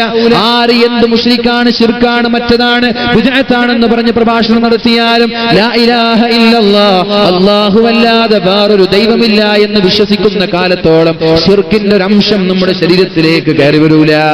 ധൈര്യമായിട്ട് പ്രവർത്തിച്ചോളൂ. നമ്മുടെ വിശ്വാസം എന്താ? പടച്ചോ മാത്രമാണ് ഏകനായ ഇലാഹ്. ഇനി ആരെന്ത് സഹായിക്കുന്നുണ്ടെങ്കിൽ അത് പടച്ചോ നൽകുന്ന സഹായം എന്നൊരു വിശ്വാസമാണ്. ആ വിശ്വാസത്തിലാ സുന്നത്ത് ജമാഅത്ത് നീങ്ങുന്നത്. അള്ളാഹുവിന്റെ കഴിവാണ് എല്ലാം എന്ന് വിശ്വസിക്കുന്ന നമ്മൾ മുശ്രിക്കാവൂല. പണ്ഡിതന്മാർ അബൂലഹബിന്റെ സംഭവം വെച്ചിട്ട് പറയാണ്, 5 നേരം കിബിലയിലേക്ക് നിസ്കരിക്കുന്ന, തെറ്റ് ചെയ്യാത്ത 5 നേരം കിബിലയിലേക്ക് നിസ്കരിക്കുന്ന, അല്ലാഹുവല്ലാതെ വേറൊരു ദൈവമില്ല എന്ന് വിശ്വസിക്കുന്ന ആളുകൾക്ക് എത്രത്തോളം സന്തോഷമായിരിക്കും നാളെ മഹ്ശറയിൽ അല്ലാഹു നൽകാൻ പോകുന്നത്. നബി തങ്ങൾ ജനിച്ചു എന്ന കാരണത്താൽ അല്ലാഹു നൽകാൻ പോകുന്ന സന്തോഷങ്ങൾ എത്രയായിരിക്കും. ഈ പടുജാഹിലിന്, ഈ അക്രമി, ഇയാൾക്ക് സന്തോഷം കിട്ടിയവൻ നമ്മൾക്ക് സന്തോഷം കിട്ടും. സന്തോഷിക്കുവീൻ, മാക്സിമം സന്തോഷിക്കുവീൻ. സ്നേഹം അല്ലാഹുവിന്റെ ഹബീബിനോടുള്ള സ്നേഹമാണിത്. ആരാണ് ഹബീബ് നിങ്ങൾക്കറിയോ? 1000 വർഷം ഒരാൾ സുജൂദിൽ കിടന്നു. പ്രാണിയൊക്കെ വായിൽ കയറാണല്ലോ. 1000 വർഷം ഒരാൾ സുജൂദിൽ കയറി, സുജൂദിൽ കിടന്നു. 1000 വർഷം പകലിൽ നോമ്പ് നോറ്റു. രാത്രിയിൽ മുഴുവനും നിന്ന് നിസ്കരിച്ച ഒരാളാണോ? നിന്ന് നിസ്കരിച്ച ഒരാൾക്കാണോ? അല്ല, ഒരു സെക്കൻഡ് ഹബീബിന്റെ മുഖം കണ്ട ഒരാൾക്കാണോ ശ്രേഷ്ഠത? 1000 വർഷം നിരന്തരമായി സുജൂദിൽ കിടന്നിട്ട് നിസ്കരിക്കുക, രാവിലെ മുഴുവൻ നോമ്പാണ്, ഇബാദത്തുമായി നടക്കുന്ന ഒരു സൂഫി വര്യനാണോ? അല്ല, ജീവിതത്തിൽ ഒരു സെക്കൻഡ് നബി തങ്ങളുടെ മുഖം മുഅ്മിനായിട്ട് ഒരാൾ നോക്കി, മുസ്ലിമായിട്ട് നബി തങ്ങളുടെ മുഖം ഒരു സെക്കൻഡ് കണ്ടു, അയാളാണോ? ആരാ വിജയ്? ഇയാളാ. നബി തങ്ങളുടെ മുഖം ഒരു സെക്കൻഡ് കണ്ട ആളുകളാണ്. എന്തേ? 1000 വർഷം നിസ്കരിച്ചു എന്നതുകൊണ്ട് ഒരാളും രക്ഷപ്പെടൂല, അത് ഉറപ്പാണ്. അങ്ങനെ വിചാരിക്കാൻ വേണ്ട. ഞാൻ ദിവസം ഒരു ജുസ് ഓതാറുണ്ടല്ലോ, മാസത്തിലൊരു ഖത്തം ഞാൻ തീർക്കാറുണ്ടല്ലോ, ഞാൻ തഹജ്ജുദ് നിസ്കരിക്കാറുണ്ടല്ലോ, ഞാൻ ഒരുപാട് സംഭാവന ചെയ്യാറുണ്ടല്ലോ, ഇതുകൊണ്ടൊന്നും രക്ഷപ്പെടുമെന്ന് ഒരാളും വിചാരിക്കണ്ട. അതങ്ങനെ തന്നെയാണ്, ഒരാളും വിചാരിക്കണ്ട. അള്ളാഹുവിന്റെ ഫضل കൊണ്ടാണ് ഒരാൾ രക്ഷപ്പെടുക. നബി തങ്ങൾ പറഞ്ഞല്ലോ, നിങ്ങൾ നിങ്ങളുടെ നന്മ കൊണ്ട് നാളെ സ്വർഗത്തിലെത്തുമെന്നൊരു വ്യാമോഹം നിങ്ങൾക്ക് വേണ്ട. സ്വഹാബാക്കൾ ചോദിച്ചു, വലാ അൻത യാ റസൂലല്ലാഹ്, നബിയേ നിങ്ങളും നിങ്ങളുടെ അമല് കൊണ്ട് സ്വർഗത്തിലെത്തൂലേ? നിങ്ങളെത്തൂലേ നബിയേ? നിങ്ങളും എത്തൂലേ? അപ്പൊ നബി തങ്ങൾ പറഞ്ഞു, ഇല്ല, ഞാനും എത്തൂല. ഇല്ല അൻ തഗമ്മദനി അല്ലാഹ്, അല്ലാഹുവിന്റെ ഫضل എനിക്ക് ലഭിച്ചില്ലെങ്കിൽ ഞാനും സ്വർഗ്ഗത്തിലെത്തൂല. ആരാണ് നബി? അലം തുസുന്നത മൻ അഹ്യൽ വലാമ ഇലാ അനിഷ്തകത് ഖദമാ ഉള്ളുറ മിൻ ബറമി. രാത്രിയുടെ യാമങ്ങളിൽ കൈകാലുകൾക്ക് നീര് വന്ന് കൈകാലുകൾ പഴുത്തിട്ട് നിസ്കരിക്കാൻ കഴിയാതെ, എന്നിട്ട് പോലും പകൽ വരെ ഉറക്കൊഴിച്ചുകൊണ്ട് നിസ്കരിച്ച റസൂലുള്ളാഹി തങ്ങളോട് ആയിഷ ബീവി ചോദിച്ചു, യാ റസൂലല്ലാഹ്, ഒന്ന് നിർത്തിക്കൂടെ? എന്തിനാണ് ഇങ്ങനെ കഷ്ടപ്പെടുന്നത്? ഈ നബി പറയാൻ, എന്റെ നിസ്കാരം കൊണ്ട് ഞാൻ രക്ഷപ്പെടുന്നു എനിക്ക് തോന്നുന്നില്ല. അള്ളാഹുവിന്റെ ഫദ്ല് വേണം. അത് അങ്ങനെ തന്നെയാണ്. ഒരാൾ ഖുർആൻ മനഃപാഠമാക്കിയതുകൊണ്ട് രക്ഷപ്പെടുമോ? എത്ര ഹാഫിലിങ്ങൾ നബി തങ്ങളുടെ കാലത്ത് തന്നെ ഒരു ഹാഫിൽ മുർത്തദായി പോയിട്ടുണ്ട്. ഒരു ഹാഫിൽ നബി തങ്ങൾക്ക് വഹി എഴുതി കൊടുക്കുന്നവരാണ്. നബി തങ്ങൾക്ക് ഖുർആൻ ഇറങ്ങുമ്പോൾ അതുപോലെ എഴുതി കൊടുക്കുക. മനഃപ്പാഠമാക്കിയവരാണ്. പക്ഷേ ഒരു ആയത്തില് അയാൾക്ക് ചെറിയ സംശയം ഉണ്ടായി. അയാൾ മനസ്സിലൊരു ആയത്ത് മനുഷ്യന്റെ സൃഷ്ടിപ്പിനെ കുറിച്ച് പറഞ്ഞപ്പോ തബാറകല്ലാഹു അഹ്സനുൽ ഖാലിഖീൻ എന്നൊരു ആയത്ത് അയാൾക്ക് ഇങ്ങനെ വന്നു. അയാൾ അത് നബി തങ്ങളോട് ഓതി കൊടുത്തു. തബാറകല്ലാഹു അഹ്സനുൽ ഖാലിഖീൻ എന്നൊരു ആയത്ത്. അപ്പൊ നബി തങ്ങൾ പറഞ്ഞു, ഹാകദാ ഉൻസില, ഇതുപോലെയാണ് അല്ലാഹു ഇറക്കി തന്നത്. അപ്പൊ അയാൾ പറഞ്ഞു, നിങ്ങൾ നബിയാണെങ്കിൽ ഞാനും നബി. മുർത്തദായി പോയി. കാര്യമുണ്ടോ? പെണ്ണിന് വേണ്ടിയിട്ട് ഒരു ഹാഫിൽ ഇസ്ലാം ഒഴിവാക്കിയിട്ടുണ്ട്. പെണ്ണിന് വേണ്ടി ഒരു ക്രിസ്ത്യൻ പെണ്ണിനെ കണ്ടപ്പോ ആ പെണ്ണിനോടുള്ള താല്പര്യം കൊണ്ട് ഞാൻ നിന്നെ കിട്ടാൻ ഞാൻ എന്താ ചെയ്യാ? പെണ്ണ് പറഞ്ഞു, നീ ക്രിസ്ത്യാനിയായ നിനക്ക് എന്നെ കല്യാണം കഴിക്കാം. അല്ലേ? ചെറുപ്പക്കാരൊക്കെ അങ്ങനെ ഉണ്ടോ? പെണ്ണുങ്ങളെ കാണുമ്പോ ദീൻ വിൽക്കുന്ന ആളുകളൊക്കെ ഉണ്ടോ? പെണ്ണ് പറഞ്ഞു, ക്രിസ്ത്യാനിയായ നിനക്ക് എന്നെ കല്യാണം കഴിക്കാം. എന്നാ പിന്നെ ഞാൻ ക്രിസ്ത്യാനിയാണ്. ഹാഫിലായിരുന്നു അയാൾ. സഹാബാക്കളുടെ കൂടെ ഒരു യുദ്ധത്തിന് വന്ന ആളാണ്. ഇസ്ലാം ഒഴിവാക്കി പെണ്ണിനെ കല്യാണം കഴിച്ച ഒരു ക്രിസ്ത്യൻ പെണ്ണിനെ. അതുകൊണ്ട് ഖുർആൻ കൊണ്ടോ നിസ്കാരം കൊണ്ടോ ഒരാൾ സ്വർഗത്തിലെത്തുന്നു വിചാരിക്കണ്ട. പക്ഷെ നബി തങ്ങളുടെ മുഖം ഒരു സെക്കൻഡ് മുസ്ലിമായിട്ട് കാണാൻ ഒരാൾക്ക് ഭാഗ്യമുണ്ടായാൽ അയാൾ സ്വർഗത്തിലാണ്. നബി തങ്ങൾ പറഞ്ഞു, എന്റെ സ്വഹാബാക്കൾ നക്ഷത്ര തുല്യരാണ്, നക്ഷത്രങ്ങളെ പോലെയാണ്. എന്റെ സ്വഹാബാക്കളിൽ ആരെ ഫോളോ ചെയ്താലും നിങ്ങൾ സ്വർഗത്തിലാണ്. എന്റെ സ്വഹാബാക്കളിൽ ആരെ ഫോളോ ചെയ്താലും. ആരാ സ്വഹാബി? ആരാ? നബി തങ്ങളെ നേരിട്ട് മുസ്ലിമായിട്ട് ഒരാൾ കാണുക, നബി തങ്ങളെ കാണുക മുസ്ലിമായിട്ട്. ഇതാണ് സ്വഹാബിയുടെ ഡെഫിനിഷൻ. അപ്പൊ ഈ ആര് ഫോളോ ചെയ്താലും നിങ്ങൾ സ്വർഗത്തിലാണ്. എന്ന് പറഞ്ഞാൽ നബി തങ്ങളെ ഒരു നോക്ക് കണ്ട് മുസ്ലിമായ ആളുകൾക്ക് സ്വർഗത്തിൽ നിന്നാണ്. അവരെ പിൻപറ്റിയ നമ്മളും സ്വർഗത്തിലാണ്. എന്നാൽ ഈ സ്വഹാബാക്കൾ എന്താ ചെയ്തത്? ചില ആളുകൾ ചോദിക്കും, നിങ്ങൾ എന്തിനാ മൗലിദ് ഓതുന്നത്? നിങ്ങൾക്ക് ഖുർആൻ ഓതിക്കൂടെ? നിങ്ങൾ എന്തിനാ ആരിഫ് സ്വലാത്ത് ചൊല്ലുന്നത്? നിങ്ങൾക്ക് അല്ലാഹുമ്മ സ്വല്ലി അലാ സയ്യിദിനാ മുഹമ്മദ് ഇബ്രാഹിമിയ സ്വലാത്ത് ചൊല്ലിക്കൂടെ? നിങ്ങൾ എന്തിനാണ് ഇങ്ങനെ ഹദ്ദാദ് ചെല്ലുന്നത്? ആ സമയത്ത് നിങ്ങൾക്ക് ഖുർആൻ ഓതിക്കൂടെ? ചോദിക്കും ആളുകൾ. അവരോട് ചോദിക്കാനുള്ളത് മക്കയിൽ ഒരാൾ, മക്കയുടെ മസ്ജിദുൽ ഹറമിൽ ഒരാൾ നിസ്കരിച്ചാൽ അയാൾക്ക് 1,00,000 റക്അത്തിന്റെ പ്രതിഫലമാണ്. ഒരു റക്അത്തിന് 10 ലക്ഷം റക്അത്തിന്റെ പ്രതിഫലം. അല്ലേ? 10 ലക്ഷം, 1 ലക്ഷം. എത്ര ലക്ഷമാണ്? 1 ലക്ഷം. മസ്ജിദുൽ ഹറമിൽ ഒരു റക്അത്ത് നിസ്കരിച്ചാൽ 1,00,000 റക്അത്തിന്റെ പ്രതിഫലമാണ്. എന്നാൽ മദീനയിൽ അതുണ്ടോ? മദീനയിൽ 1000 റക്അത്തിന്റെ പ്രതിഫലമാണ് മദീന പള്ളിയിൽ. എന്നാൽ ദൈനംദിനം തവാഫ് ചെയ്യാം. തവാഫ് ചെയ്താൽ അവന്റെ ഉമ്മ എങ്ങനെയാണോ അവനെ പ്രസവിച്ചത് അതുപോലെ അവന്റെ തിന്മയുടെ ഏടിൽ ഒരു തിന്മ പോലും ഇല്ലാതെ നിഷ്കളങ്കനായിരിക്കും. ഒരു പാപം പോലും അവന്റെ ഏടിലുണ്ടാവൂല. ആരെ? തവാഫ് ചെയ്ത ഒരാൾ. ഉംറ ചെയ്താൽ, സ്വഹീഹായ ഹജ്ജും ഉംറയും ചെയ്താൽ ഉമ്മ എങ്ങനെയാണോ പ്രസവിച്ചത് അതുപോലെയാണ്. ഒരു തെറ്റുപോലും അവന്റെ ഏടിലുണ്ടാവൂല. എന്നാ പിന്നെ സഹാബാക്കൾ എന്തിനാ മദീനയിൽ പോയത്? അവരിവിടെ നിൽക്കേണ്ടത്. ഒരു റക്അത്തിന് 1,00,000 കിട്ടുന്ന മക്കയുണ്ടായിട്ട് എന്തിനാണ് മദീനയിൽ പോയത്? അത് നബി തങ്ങളോടുള്ള സ്നേഹത്തിന്റെ സൂചനയാണ്. നബി തങ്ങളോടുള്ള സ്നേഹമാണ്. നമ്മൾക്ക് ആലോചിക്കാം, 1,00,000 റക്അത്തിന്റെ പ്രതിഫലം ലഭിക്കുന്ന മക്ക മസ്ജിദുൽ ഹറം ഇവിടെ ഉണ്ടായിട്ട് കഅബയുടെ മുന്നിൽ നിന്നിട്ട് നിസ്കരിക്കുമ്പോഴുള്ള അനുഭൂതി അത് വല്ലാത്ത അനുഭൂതിയാണ്.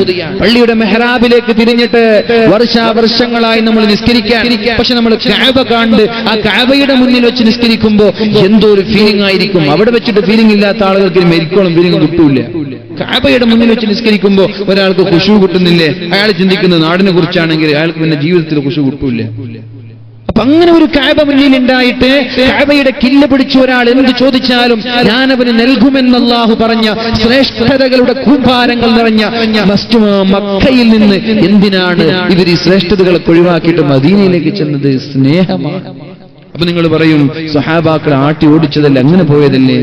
എന്നാ ഓക്കെ, ഫത്ഹു മക്ക കഴിഞ്ഞിട്ട് എന്തിനാ പോയത്? അവരാദ്യം പോയത് ആട്ടി ഓടിച്ചിട്ടാണ്. എന്നാ പിന്നെ ഫത്ഹു മക്കയിൽ തിരിച്ചു വരുന്നുണ്ടല്ലോ. സമ്പത്ത് ഒഴിവാക്കി, വീടൊഴിവാക്കി, മക്കളൊഴിവാക്കി, കുടുംബങ്ങൾ ഒഴിവാക്കി, എല്ലാം ഒഴിവാക്കിയിട്ട് അവർ ചെന്നത് റസൂലിന്റെ കൂടെയാണ് മദീനയിലേക്ക് സല്ലല്ലാഹു അലൈഹി വസല്ലം. സല്ലല്ലാഹു അലൈഹി വസല്ലം. 1,00,000 പ്രതിഫലമല്ല, നിസ്കാരമല്ല, വലുത് സ്നേഹമാണ്, വലുത് മഹബ്ബത്തു റസൂലില്ലാഹ്. ഒരുപാട് ഹജ്ജ് ചെയ്യലല്ല വലുത്, ഒരുപാട് ഉംറ ചെയ്യലല്ല വലുത്, മസ്ജിദുൽ ഹറമിൽ ഇരുന്നിട്ട് ഒരുപാട് നിസ്കരിക്കലല്ല വലുത്, അല്ലാഹുവിന്റെ ഹബീബിനോടുള്ള സ്നേഹമാണ്. അതാണ് സ്വഹാബാക്കൾ പഠിപ്പിച്ചത്.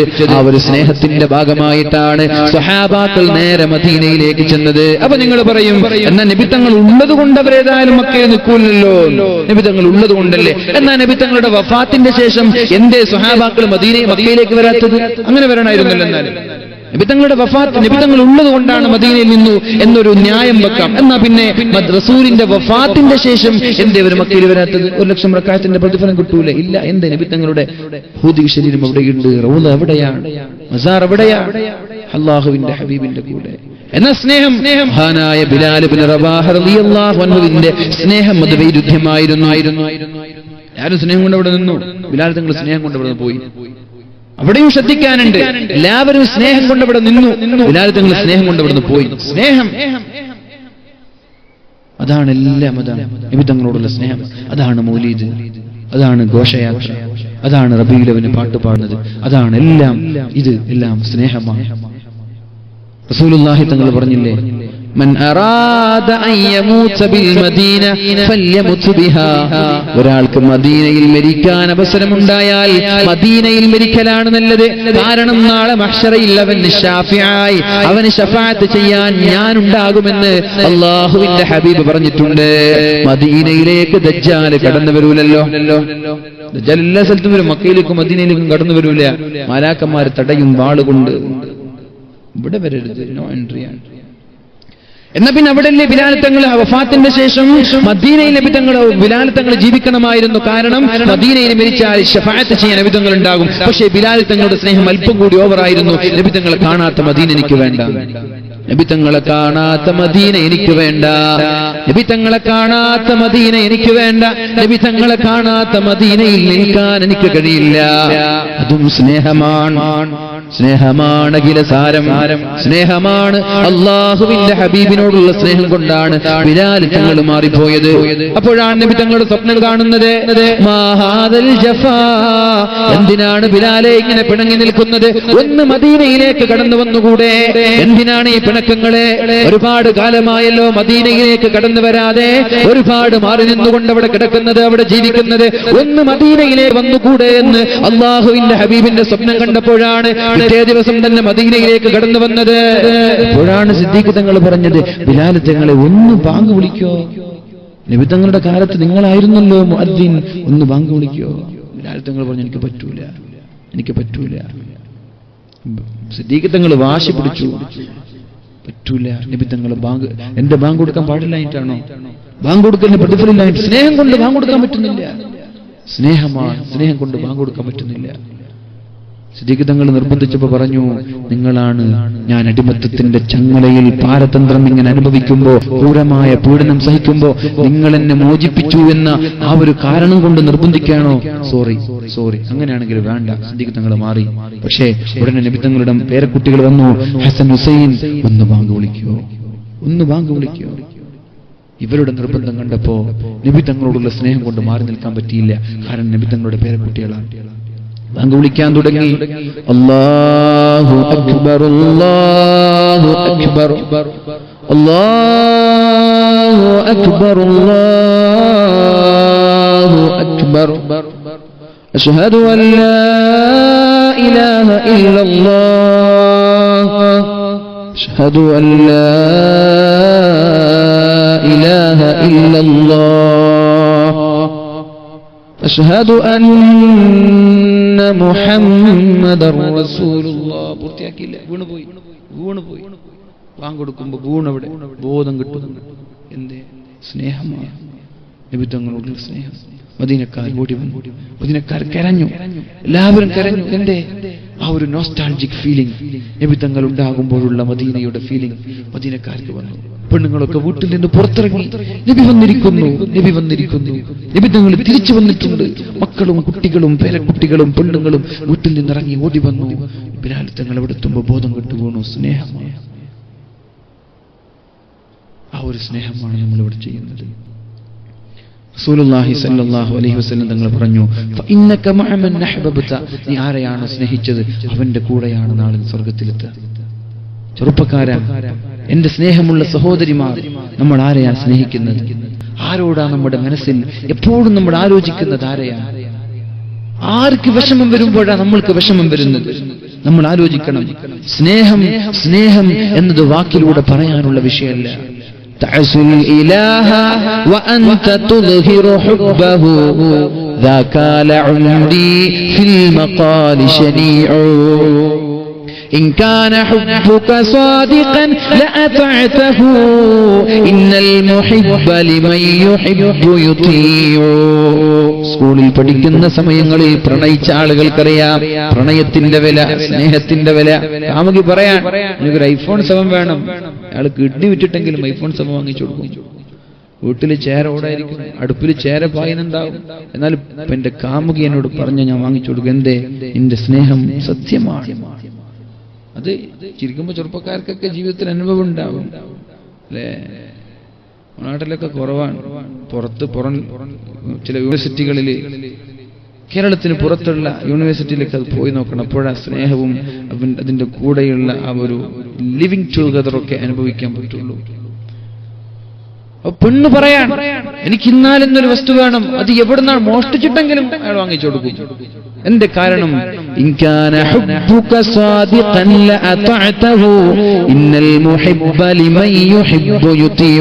പക്ഷെ നിങ്ങൾ ആലോചിച്ച് നോക്കേ, നമ്പറിൽ കോഡ് നമ്പറിൽ ഒരു 4-5 പെണ്ണുങ്ങളുടെ നമ്പർ സേവ് ചെയ്യുന്ന ചെറുപ്പക്കാരുണ്ട്. അവർക്ക് 4-5 പെണ്ണുങ്ങളാണ്. ഒന്നിനോട് ആത്മാർത്ഥം ഉണ്ടാവില്ല, വെറുതെ ടൈം പാസിന് വേണ്ടി സംസാരിക്കാൻ. ആ പെണ്ണ് പറയാണ്, എനിക്കൊരു ഐഫോൺ 6 വേണ്ട, ഒരു സാംസങ് A5 വാങ്ങിച്ചു തരുമോ? ഒന്ന് പോയി പണിയിറക്കി, നിനക്ക് വേണ്ടിട്ട് ആരെ പൈസ ലഭിക്കുക? ആത്മാർത്ഥതയില്ല. എന്നാൽ ആത്മാർത്ഥമുള്ള പെണ്ണ് ഐഫോൺ 7 75,000 80,000 കൊടുക്കും. ചൈനയിലാണെന്ന് തോന്നുന്നു, ചൈനയിലോ ജപ്പാനിലോ ഒന്നും എനിക്കറിയില്ല. തന്നെ ഇഷ്ടപ്പെടുന്ന ഒരുപാട് കാമുകന്മാരോട് ഡിമാൻഡ് വെച്ചു, എനിക്കൊരു ഐഫോൺ 7 വേണം. 10-12 കാമുകന്മാരുണ്ട്, എല്ലാവരും ഐഫോൺ കൊണ്ടുവന്നു. എന്തേ? അവരൊക്കെ ആത്മാർത്ഥമായി സ്നേഹിക്കുക ഈ പെണ്ണ് പറ്റിക്കാൻ. അവരൊക്കെ ആത്മാർത്ഥമായി സ്നേഹിക്കുക. അവർക്കറിയില്ല ഈ പെണ്ണിന് വേറെ പ്രണയങ്ങളുണ്ട് എന്ന്. ഐഫോൺ 7 10-15ഓളം ഐഫോൺ 7 വന്നു. എന്നിട്ട് എല്ലാ ഐഫോൺ 7ഉം പാക്ക് പോലും അൺപാക്ക് ചെയ്യാതെ അത് വിറ്റു. ആ പൈസ കൊണ്ട് വീട് കിട്ടി പെണ്ണ്. വായിച്ച വാർത്തയാണ് നമ്മുടെ പത്രങ്ങളിൽ. സ്നേഹം യഥാർത്ഥ സ്നേഹമാകുമ്പോൾ അവർക്ക് വേണ്ടി എന്തും ചെയ്യും നമ്മൾ. പക്ഷേ ഞാൻ ചോദിക്കുന്നത്, നബിത്തങ്ങളോടുള്ള സ്നേഹം യാഥാർത്ഥ്യമാണോ അല്ല കപടമാണോ? അതാണ്. നബിത്തങ്ങളോടുള്ള സ്നേഹം യാഥാർത്ഥ്യമാണോ, റിയൽ ലവ്, യഥാർത്ഥ സ്നേഹമാണോ അല്ല കപട സ്നേഹമാണോ? പെണ്ണുങ്ങളെ പറ്റിക്കുന്നത് പോലെ അങ്ങനെ ഒരു വെറും വാക്കിൻ നാവിൻ തുമ്പിലൂടെയുള്ള സ്നേഹം ഒന്ന് കാർക്കിച്ചു തുപ്പിയാൽ തെറിച്ചു പോകുമെന്ന് പറയുന്നത് പോലെ നബിത്തങ്ങളോടുള്ള സ്നേഹം ഒരു പുറമോടിയാണ്. എങ്കിൽ ഈ സ്നേഹത്തിന് അർത്ഥമില്ല, ഈ ജീവിതത്തിന് അർത്ഥമില്ല. അതിന് പകരം യഥാർത്ഥ സ്നേഹത്തിലേക്ക് നമ്മൾ മാറിയാലോ? മൻ അഹബ്ബനി കാന മഈ ഫിൽ ജന്ന, എന്നെ സ്നേഹിച്ചാൽ നിങ്ങൾക്ക് നാളെ എന്റെ കൂടെ സ്വർഗ്ഗത്തിലേക്ക് കടന്നു വരാം എന്ന് പരിശുദ്ധ റസൂൽ സല്ലല്ലാഹു അലൈഹി വസല്ലം നമ്മെ പഠിപ്പിക്കുകയാണ്. മഹാനായ അനസ് റളിയല്ലാഹു അൻഹു പറയുന്നുണ്ട്, എനിക്ക് അല്ലാഹുവിന്റെ ഹബീബിനെ ഇഷ്ടമാണ്, ഉമർ തങ്ങളെ ഇഷ്ടമാണ്, സിദ്ദീഖ് തങ്ങൾ എനിക്ക് ഇഷ്ടമാണ്, എല്ലാവരും എനിക്കിഷ്ടമാണ്. അവരുടെ കൂടെ ഞാൻ സ്വർഗ്ഗത്തെത്തുമെന്നുള്ള പ്രതീക്ഷയും എനിക്കുണ്ട്. നമ്മുടെ സ്നേഹം ആത്മാർത്ഥതയാണെങ്കിൽ, നബിയോടും സ്വഹാബാക്കളോടും ആത്മാർത്ഥമായി സ്നേഹമുണ്ടെങ്കിലേ അവരെവിടേക്കാ പോവാ? നമ്മൾക്ക് ഇവിടെ പോകാൻ പറ്റും. നമ്മൾ അമലൊന്നും ചെയ്യണ്ട, അവരെ പോലെ അമൽ ചെയ്യണ്ട. സിദ്ദീഖ് തങ്ങളെ പോലെ ജീവിതത്തിന്റെ ഒട്ടുമിക്ക ഭാഗങ്ങളും സമ്പാദിച്ചുണ്ടാക്കിയ മുഴുവൻ സമ്പാദ്യങ്ങളും ദീനിന് വേണ്ടി ചെലവഴിക്കേണ്ട ആവശ്യമില്ല. അവരോടുള്ള സ്നേഹം മതി അവരുടെ കൂടെ സ്വർഗ്ഗത്തിലെത്താൻ. ഉമർ തങ്ങളുടെ പോലെ ജീവിതത്തിൽ സമ്പാദിച്ചുണ്ടാക്കിയ 50% സമ്പാദ്യവും ദീനിന് വേണ്ടി ചെലവഴിക്കേണ്ട ആവശ്യമുണ്ടോ? ഇല്ല. അവരോടുള്ള സ്നേഹം മതി. കാരണം അല്ലാഹുവിന്റെ ഹബീബ് പറഞ്ഞത്, ഫഇന്നക മഅമൻ അഹ്ബബ്ത, നീ ആരെയാണോ സ്നേഹിക്കുന്നത് അവരുടെ കൂടെയാണ് നാളെ ഉണ്ടാവുക. ആരെയാണോ നീ സ്നേഹിക്കുന്നത് അവരുടെ കൂടെയാണ് നാളെ നീ ഉണ്ടാവുക എന്ന് പറഞ്ഞപ്പോ മഹാനായ അനസ് റളിയല്ലാഹു അൻഹു പറയുക, പറയുകയാണ്, ഇന്നി ഉഹിബ്ബു റസൂലല്ലാഹ്, എനിക്ക് അല്ലാഹുവിന്റെ റസൂലിനെ ഇഷ്ടമാണ്, എനിക്ക് മഹാനായ സിദ്ദീഖ് തങ്ങളെ ഇഷ്ടമാണ്, മഹാനായ ഉമർ തങ്ങൾ എനിക്ക് ഇഷ്ടമാണ്. വഇല്ലം അഅമൽ ബിഅമാലിഹിം, അവർ ചെയ്ത പ്രവർത്തനങ്ങളൊന്നും ഞാൻ ചെയ്തിട്ടില്ലെങ്കിലും, അവർ ചെയ്ത പ്രവർത്തനങ്ങളൊന്നും ഞാൻ ചെയ്തിട്ടില്ലെങ്കിലും അവരോടുള്ള സ്നേഹം കൊണ്ട് സ്വർഗത്തിലെത്തുമെന്ന് എനിക്ക് ഉറപ്പാണ്. കാരണം ഇത് ഹബീബിന്റെ വാക്കാണ്. ആരുടെ കൂടെയാണോ നീ ആരെയാണോ സ്നേഹിച്ചത് അവരുടെ കൂടെ എന്ന്. സിദ്ദീഖ് തങ്ങൾ സ്നേഹിച്ചാല് സിദ്ദീഖ് തങ്ങൾ എവിടെയാ പോണത്? അവിടെ ഉണ്ടാകും. നമ്മുടെ സ്നേഹം വിരാട് കോഹ്ലിയാണ്, നെയ്മറാണ്, മെസ്സിയാണ്, മമ്മൂട്ടിയാണ്, മോഹൻലാലാണ്. അവർക്ക് വേണ്ടിയിട്ട് ശബ്ദിക്കുക, അവർക്ക് വേണ്ടിയിട്ട് ഒച്ചപ്പാടുണ്ടാക്കുക, ഗ്രൂപ്പിലൊക്കെ ചർച്ച, മോഹൻലാലിന്റെ പുലിമുരുകന് വേണ്ടിയിട്ട്, അല്ലെ, മമ്മൂട്ടിയുടെ സിനിമയ്ക്ക് വേണ്ടിയിട്ട്, ISL ഏതെങ്കിലും കളിക്കാർക്ക് വേണ്ടിയിട്ട് ചർച്ച. അവർ ഗോളടിച്ചില്ലെങ്കിൽ നമുക്ക് വിഷമുണ്ടായി, അവർ സെഞ്ചുറി അടിച്ചില്ലെങ്കിൽ നമ്മൾക്ക് വിഷമുണ്ടായി. ഇതാണ് നമ്മുടെ അവസ്ഥയെങ്കിൽ അവരെവിടേക്കാ പോകാൻ ആലോചിക്കാം. മമ്മൂട്ടി എവിടെ ആയിരിക്കും നാളെ ആഖിറത്തിൽ? മോഹൻലാൽ എവിടെ ആയിരിക്കും? വിരാട് കോഹ്ലി എവിടെ ആയിരിക്കും? മെസ്സി നാളെ മഹ്ശറിൽ എവിടെയായിരിക്കും? നെയ്മർ എവിടെയായിരിക്കും? ആലോചിക്കുക. അവർ എവിടെ പോവും? അവിടെ നമ്മൾ ഉണ്ടാവും. കാരണം സ്നേഹം അവരോടാണ്. നീ സ്നേഹിക്കുന്നവന്റെ കൂടെയാണ്. നീ അവരെ സ്നേഹിച്ചാൽ അവരുടെ കൂടെ ഉണ്ടാകും. നീ സ്നേഹിക്കുന്നത് മഹാന്മാരായ ശംസുൽ ഉലമയെ പോലെയുള്ള അള്ളാഹുവിനെ പേടിച്ച് ജീവിക്കുന്ന ഉഖ്റവിയായ പണ്ഡിതന്മാരെയാണെങ്കിൽ അവരെവിടെയൊക്കെ പോവാം, അവരുടെ കൂടെ നമ്മൾ ഉണ്ടാകും. പക്ഷെ അവർ ചെയ്ത നന്മ നമ്മൾ ചെയ്തിട്ടുണ്ടോ? അവർ രാത്രി മുഴുവനും തഹജ്ജുദ് നിസ്കരിക്കുക, വ്യാഴം വെള്ളിയും തിങ്കളും വ്യാഴം നോമ്പ് നോക്കുക, നമ്മളതൊന്നും ചെയ്തിട്ടില്ല. പക്ഷെ അവരെ നമ്മൾക്ക് വല്ലാതെ ഇഷ്ടമാണ്. സിദ്ദീഖ് തങ്ങളെയും സഹാബാക്കളെയും വല്ലാതെ ഇഷ്ടമാണ്.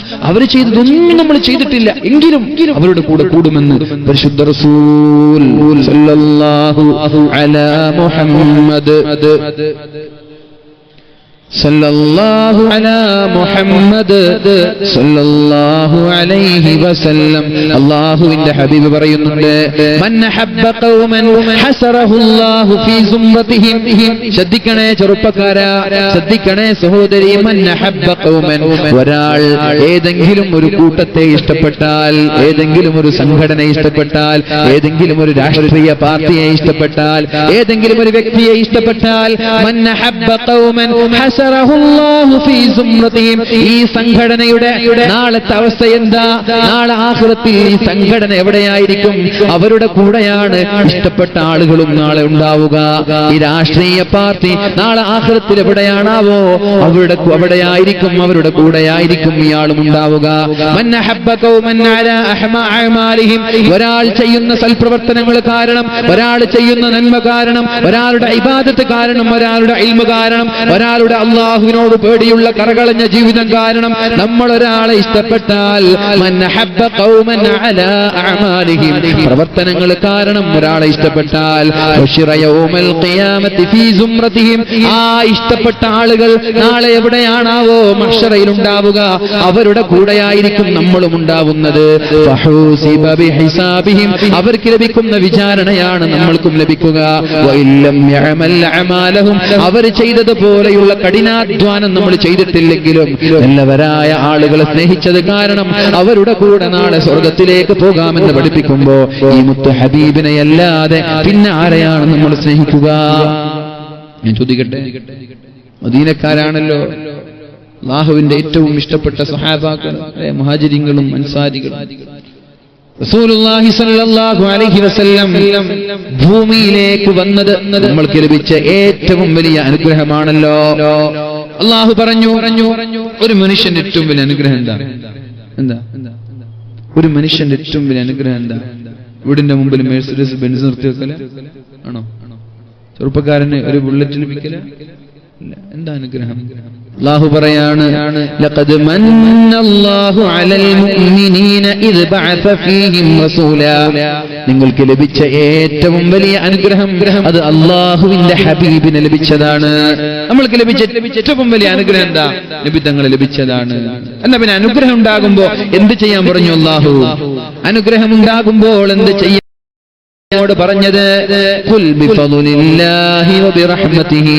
നിങ്ങൾക്ക് അല്ലാഹുവിന്റെ റഹ്മത്ത് ഉണ്ടാകുമ്പോ, അല്ലാഹുവിന്റെ അനുഗ്രഹം ഉണ്ടാകുമ്പോ ഫബിദാലിക ഫൽയഫറഹൂ, നിങ്ങൾ സന്തോഷിക്കുവീൻ, മാക്സിമം സന്തോഷിക്കുവീൻ. നമ്മൾക്ക് ഏറ്റവും വലിയ അനുഗ്രഹം നബി തങ്ങൾ ലഭിച്ചതാണ്, ഹബീബിനെ ലഭിച്ചതാണ്. ഹബീബിന് എന്നാ ലഭിച്ചത് റബീഉൽ അവ്വൽ 12 ഭൂരിഭാഗം ജംഹൂറിന്റെയും അഭിപ്രായം. അന്ന് നമ്മൾ സന്തോഷിക്കണം. എന്തേ? നമ്മൾക്ക് ലഭിച്ച ഏറ്റവും വലിയ അനുഗ്രഹം ഉണ്ടായാൽ എന്ത് ചെയ്യണമെന്ന് പറഞ്ഞു. ഖുൽ, നബിയെ പറഞ്ഞു കൊടുക്കുക, ബിഫദ്ലില്ലാഹ്, അല്ലാഹുവിന്റെ അനുഗ്രഹം ഉണ്ടായാൽ, വറഹ്മ, അല്ലാഹുവിന്റെ കാരുണ്യം ഉണ്ടായാൽ, ഫബിദാലിക ഫല്യഫ്റഹൂ, നിങ്ങൾ സന്തോഷിക്കണം. സന്തോഷത്തിന് ബൗണ്ടറി ഇല്ല. ചില ആളുകൾ സന്തോഷിക്കുന്നത് ഭക്ഷണം കൊടുത്തിട്ടായിരിക്കും, മധുര പലഹാരം, ലഡു, പാനീയങ്ങൾ ഇങ്ങനെയൊക്കെ കൊടുത്തിട്ടായിരിക്കും ചില ആളുകൾ സന്തോഷിക്കുക. ചില ആളുകൾ നല്ല പുതിയ വസ്ത്രം ധരിച്ചിട്ടായിരിക്കും സന്തോഷിക്കുക. ചില ആളുകൾ വീട്ടിൽ നല്ല സൽക്കാരം വെച്ചിട്ടായിരിക്കും സന്തോഷിക്കുക. ചില ആളുകൾ സന്തോഷിക്കുന്നത് നോമ്പ് നോച്ചിട്ടായിരിക്കും. ചില ആളുകൾ സന്തോഷിക്കുന്നത് പാട്ടുപാടിയിട്ടായിരിക്കും. ചില ആളുകൾ സന്തോഷിക്കുന്നത് ഖുർആൻ ഓതിയിട്ടായിരിക്കും.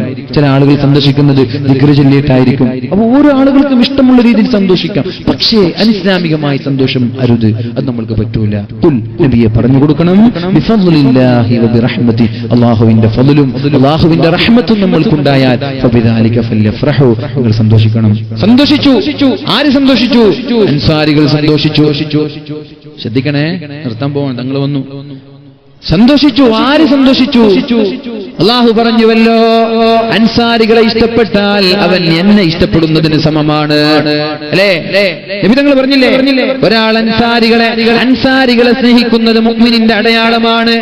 ഹുബ്ബുൽ അൻസാർ, അൻസാരികളോടുള്ള സ്നേഹം ഈമാനിന്റെ ലക്ഷണമാണ്. വബുഗുലുൽ അൻസാർ, അൻസാരികളോടുള്ള കോപം നിഫാഖിന്റെ, മുനാഫിക്കിന്റെ ലക്ഷണമാണ്. ശ്രദ്ധിക്കണേ, നമ്മൾ ചർച്ച ചെയ്തത് അൻസാരികളെ സ്നേഹിക്കാന്ന് പറഞ്ഞാൽ അതൊരു മുഅ്മിനിന്റെ ലക്ഷണമാണ്. അൻസാരികളെ ദേഷ്യപ്പെടാന്ന് പറഞ്ഞാൽ മുനാഫിക്കിന്റെ ലക്ഷണമാണ്. സുന്നത്ത് ജമാഅത്തിന്റെ ആളുകൾ ചെയ്യുന്നത് എന്താ? അൻസാരികൾക്ക് ലഭിച്ച ഏറ്റവും വലിയ നിഅമത്ത് എന്തായിരുന്നു? അൻസാരികൾക്ക് ലഭിച്ച ഏറ്റവും വലിയ നിഅമത്ത് നബി തങ്ങൾ ഹിജ്റ 1 മദീനയിലേക്ക് പോയി എന്നതാണ്. അല്ലേ? മക്കയിൽ നിന്ന് മദീനയിലേക്ക് ആട്ടിയോടിച്ചപ്പോ മദീനയിലേക്ക് നബി തങ്ങൾ താമസിക്കാൻ പോയി. ലഭിച്ചപ്പോ എന്റെ നാട്ടിലേക്ക് നബി തങ്ങൾ വരെ നമുക്ക് സന്തോഷം ഉണ്ടാവൂലേ? പാണക്കാട് സയ്യിദ് ഹൈദരലി ശിഹാബ് തങ്ങൾ വരെ നമ്മളൊക്കെ മത്സരിക്കൂല എന്റെ വീട്ടിൽ ഭക്ഷണം കൊടുക്കാൻ. എന്തേ? അതൊരു സന്തോഷമാണ്. അപ്പം അൻസാരികളുടെ സന്തോഷം എന്താ? അൻസാരികളുടെ സന്തോഷം എന്താ? നബി തങ്ങൾ മദീനയിലേക്ക് വരലാണ്. ആ ഒരു സന്തോഷം അവരെങ്ങനെ ചെയ്തു, എങ്ങനെ ആഘോഷിച്ചു? 2 തെങ്ങ്, ഇവിടെ ഒരു തെങ്ങുണ്ട്, ഇവിടെ ഒരു തെങ്ങുണ്ട്, പന, നമ്മുടെ നാട്ടിൽ തെങ്ങ്, അവിടെ ഇത്തപ്പന. ആ പനയിൽ ഒരു കഷ്ണം തുണി വെച്ചു, ഈ പനയിലേക്ക് കെട്ടി. എന്നിട്ട് നമ്മുടെ ട്രെയിനിൽ പോയ ആളുകൾക്കറിയാം, വെസ്റ്റ് കോസ്റ്റിലൊക്കെ പോയാൽ പിന്നെ ഇവിടെ ഒരു ബർത്തുണ്ട്, ഇവിടെ ബർത്തുണ്ട്. അവിടെ അണ്ണാച്ചിമാർക്കൊരു സ്വഭാവമുണ്ട്. അവർ പഴയ സാരി എടുത്തിട്ട് ഈ ബർത്തിൽ നിന്ന് അവിടേക്ക് കെട്ടും. എന്നിട്ട് അവരുടെ കുട്ടികൾ ഇങ്ങനെ തൊട്ടിലാട്ടും. നല്ല സുഖമായിട്ട് ഉറക്കം ലഭിക്കും. നമ്മുടെ മക്കൾക്ക് AC-യിൽ ഉറങ്ങിയാൽ ഇത്ര നല്ല ഉറക്കം കിട്ടൂല. ട്രെയിനിൽ പോയ ആളുകൾക്കറിയാം. അതുപോലെ അവരെന്ത് ചെയ്തു? ഈ പനയിൽ നിന്ന് അടുത്ത പനയിലേക്ക് ഒരു സാരി, ഒരു തുണിക്കഷ്ണം കെട്ടി. എന്നിട്ട് അതിന്റെ ഭക്ഷണം നാസ്ത കഴിക്കുക, പിന്നെ പനയിൽ കയറുക, ഈ തുണിയിൽ നിന്നിട്ട് ഇങ്ങനെ നോക്കുക, നബിത്തങ്ങൾ വരുന്നുണ്ടോ, നബിത്തങ്ങൾ വരുന്നുണ്ടോ. 2ഉം 3ഉം ദിവസവും ഈ പനയിൽ ഇങ്ങനെ തുണിയിലിരുന്നിട്ട് സ്വഹാബാക്കൾ കാത്തിരുന്നിട്ടുണ്ട്, നബിത്തങ്ങൾ വരുന്നുണ്ടോ. അവർക്ക് ഏറ്റവും വലിയ അനുഗ്രഹമായിട്ട് വന്നപ്പോഴോ അവരെങ്ങനെ സ്വീകരിച്ചത്? ത്വലഅൽ ബദ്റു അലൈനാ മിൻ തനിയാതി വദാഇ വജബ ശുക്രു അലൈനാ മദഅ ലില്ലാഹി ദാഇ. യാ നബി സലാം അലൈക്കും, യാ റസൂൽ സലാം അലൈക്കും.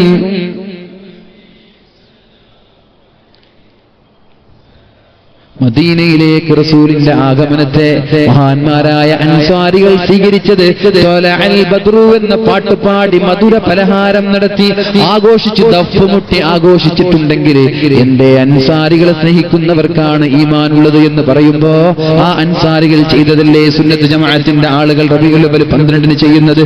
ദഫ്മുട്ടാൻ, പാട്ടുപാടാൻ. ത്വലഅൽ ബദ്റു അലൈനാ അൻത തത്ലഉ ബൈനനാ ഫിൽ കവാകിബി കൽ ബുദു. ഇതാണ് സ്നേഹം. ആരെന്ത് പറഞ്ഞാലും, ആരെന്ത് ഒളിയമ്പുകളോ വിദഅത്താണെന്നോ ശിർക്കാണെന്നോ പറഞ്ഞാലും സുന്നത്ത് ജമാഅത്തിന്റെ ആളുകൾക്ക് പിഴച്ചിട്ടില്ല, പിഴക്കൂല്ല. ഇത് അന്ന് നബി തങ്ങളുടെ കാലം മുതൽ ഇന്ന് വരെ ഒരു ട്രെയിൻ ഓരോ കമ്പാർട്ട്മെന്റിന്റെയും ഇടയിൽ ഒരു കൊളുത്തുള്ളതുപോലെ അന്ന് മുതൽ ഇന്ന് വരെ ഖിയാമത്ത് നാൾ വരെ ഹബീബിന്റെ ചെടിയുടെ ഒരു കൊളുത്ത് സുന്നത്ത് ജമാഅത്തിന് ഇങ്ങനെ ബന്ധപ്പെടുത്തിയിട്ടുണ്ട്. ഇത് ഇന്നലെ തുടങ്ങിയതല്ല. ഒരു കൊളുത്തുണ്ട്, കമ്പാർട്ട്മെന്റ്, എഞ്ചിൻ, അതിലേക്കൊരു കൊളുത്ത്, അടുത്ത കമ്പാർട്ട്മെന്റ് ഒരു കൊളുത്ത്. ഏതെങ്കിലും ഒരു കൊളുത്ത് കട്ടായി പോയാൽ പിന്നെ ആ കൊളുത്തിന് ശേഷമുള്ളതൊക്കെ അവിടെ സ്റ്റോപ്പ് ആകും, മുമ്പുള്ളത് ഇങ്ങനെ പോവും. അതുപോലെ ഈ കൊളുത്ത് നിമിത്തങ്ങളിൽ നിന്ന് തുടങ്ങിയതാണ് ഈ കമ്പാർട്ട്മെന്റ്. ഇത് ഖിയാമത്ത് നാൾ വരെ നിൽക്കും. ചില ആളുകൾക്ക് എഞ്ചിനില്ല, തുടങ്ങിയത് കുറച്ച് കാലം കഴിഞ്ഞിട്ടുള്ളൂ. അവരുടെ കൊളുത്ത് നഷ്ടപ്പെട്ടപ്പോൾ അവരവിടെ ബാക്കിയായി. നമ്മൾ ഇൻഷാ അല്ലാഹ് സ്നേഹിക്കുകയും, സ്നേഹത്തിന് ബൗണ്ടറിയില്ല, സ്നേഹത്തിന് പരിധിയില്ല, സ്നേഹത്തിന് എങ്ങനെ ആഘോഷിക്കണമെന്നുള്ള സന്തോഷമുണ്ടാകുമ്പോൾ അനിസ്ലാമികമല്ലാത്ത ആഘോഷങ്ങൾ ഇൻഷാ അല്ലാഹ് നമ്മുടെ ചെറുപ്പക്കാരും നമ്മുടെ സഹോദരിമാരും നമ്മുടെ വീട്ടുകാരും നാട്ടുകാരൊക്കെ അള്ളാഹുവിന്റെ ഹബീബിന്റെ ജന്മദിനം ആഘോഷിച്ച് എല്ലാ ദിവസവും വീട്ടിൽ മൗലീദ് പാരായണം ചെയ്ത് സ്വലാത്ത് ചൊല്ലി ആ ഒരു സ്നേഹം നമ്മുടെ മനസ്സിലുണ്ടായാൽ, അവർ ചെയ്ത നന്മ നമ്മൾ ചെയ്തിട്ടില്ലെങ്കിലും ഇൻഷാ അല്ലാഹ് മൻ ഹബ്ബനി കാന മഈ ഫിൽ ജന്ന, എന്നെ സ്നേഹിച്ചാൽ അവൻ എന്റെ കൂടെ സ്വർഗ്ഗത്തിൽ എന്ന് പറഞ്ഞതുപോലെ നമ്മൾക്കും സ്വർഗ്ഗത്തിൽ പോകാൻ പറ്റും. അല്ലാഹു തൗഫീഖ് ചെയ്യട്ടെ, അല്ലാഹു സ്വീകരിക്കട്ടെ എന്ന്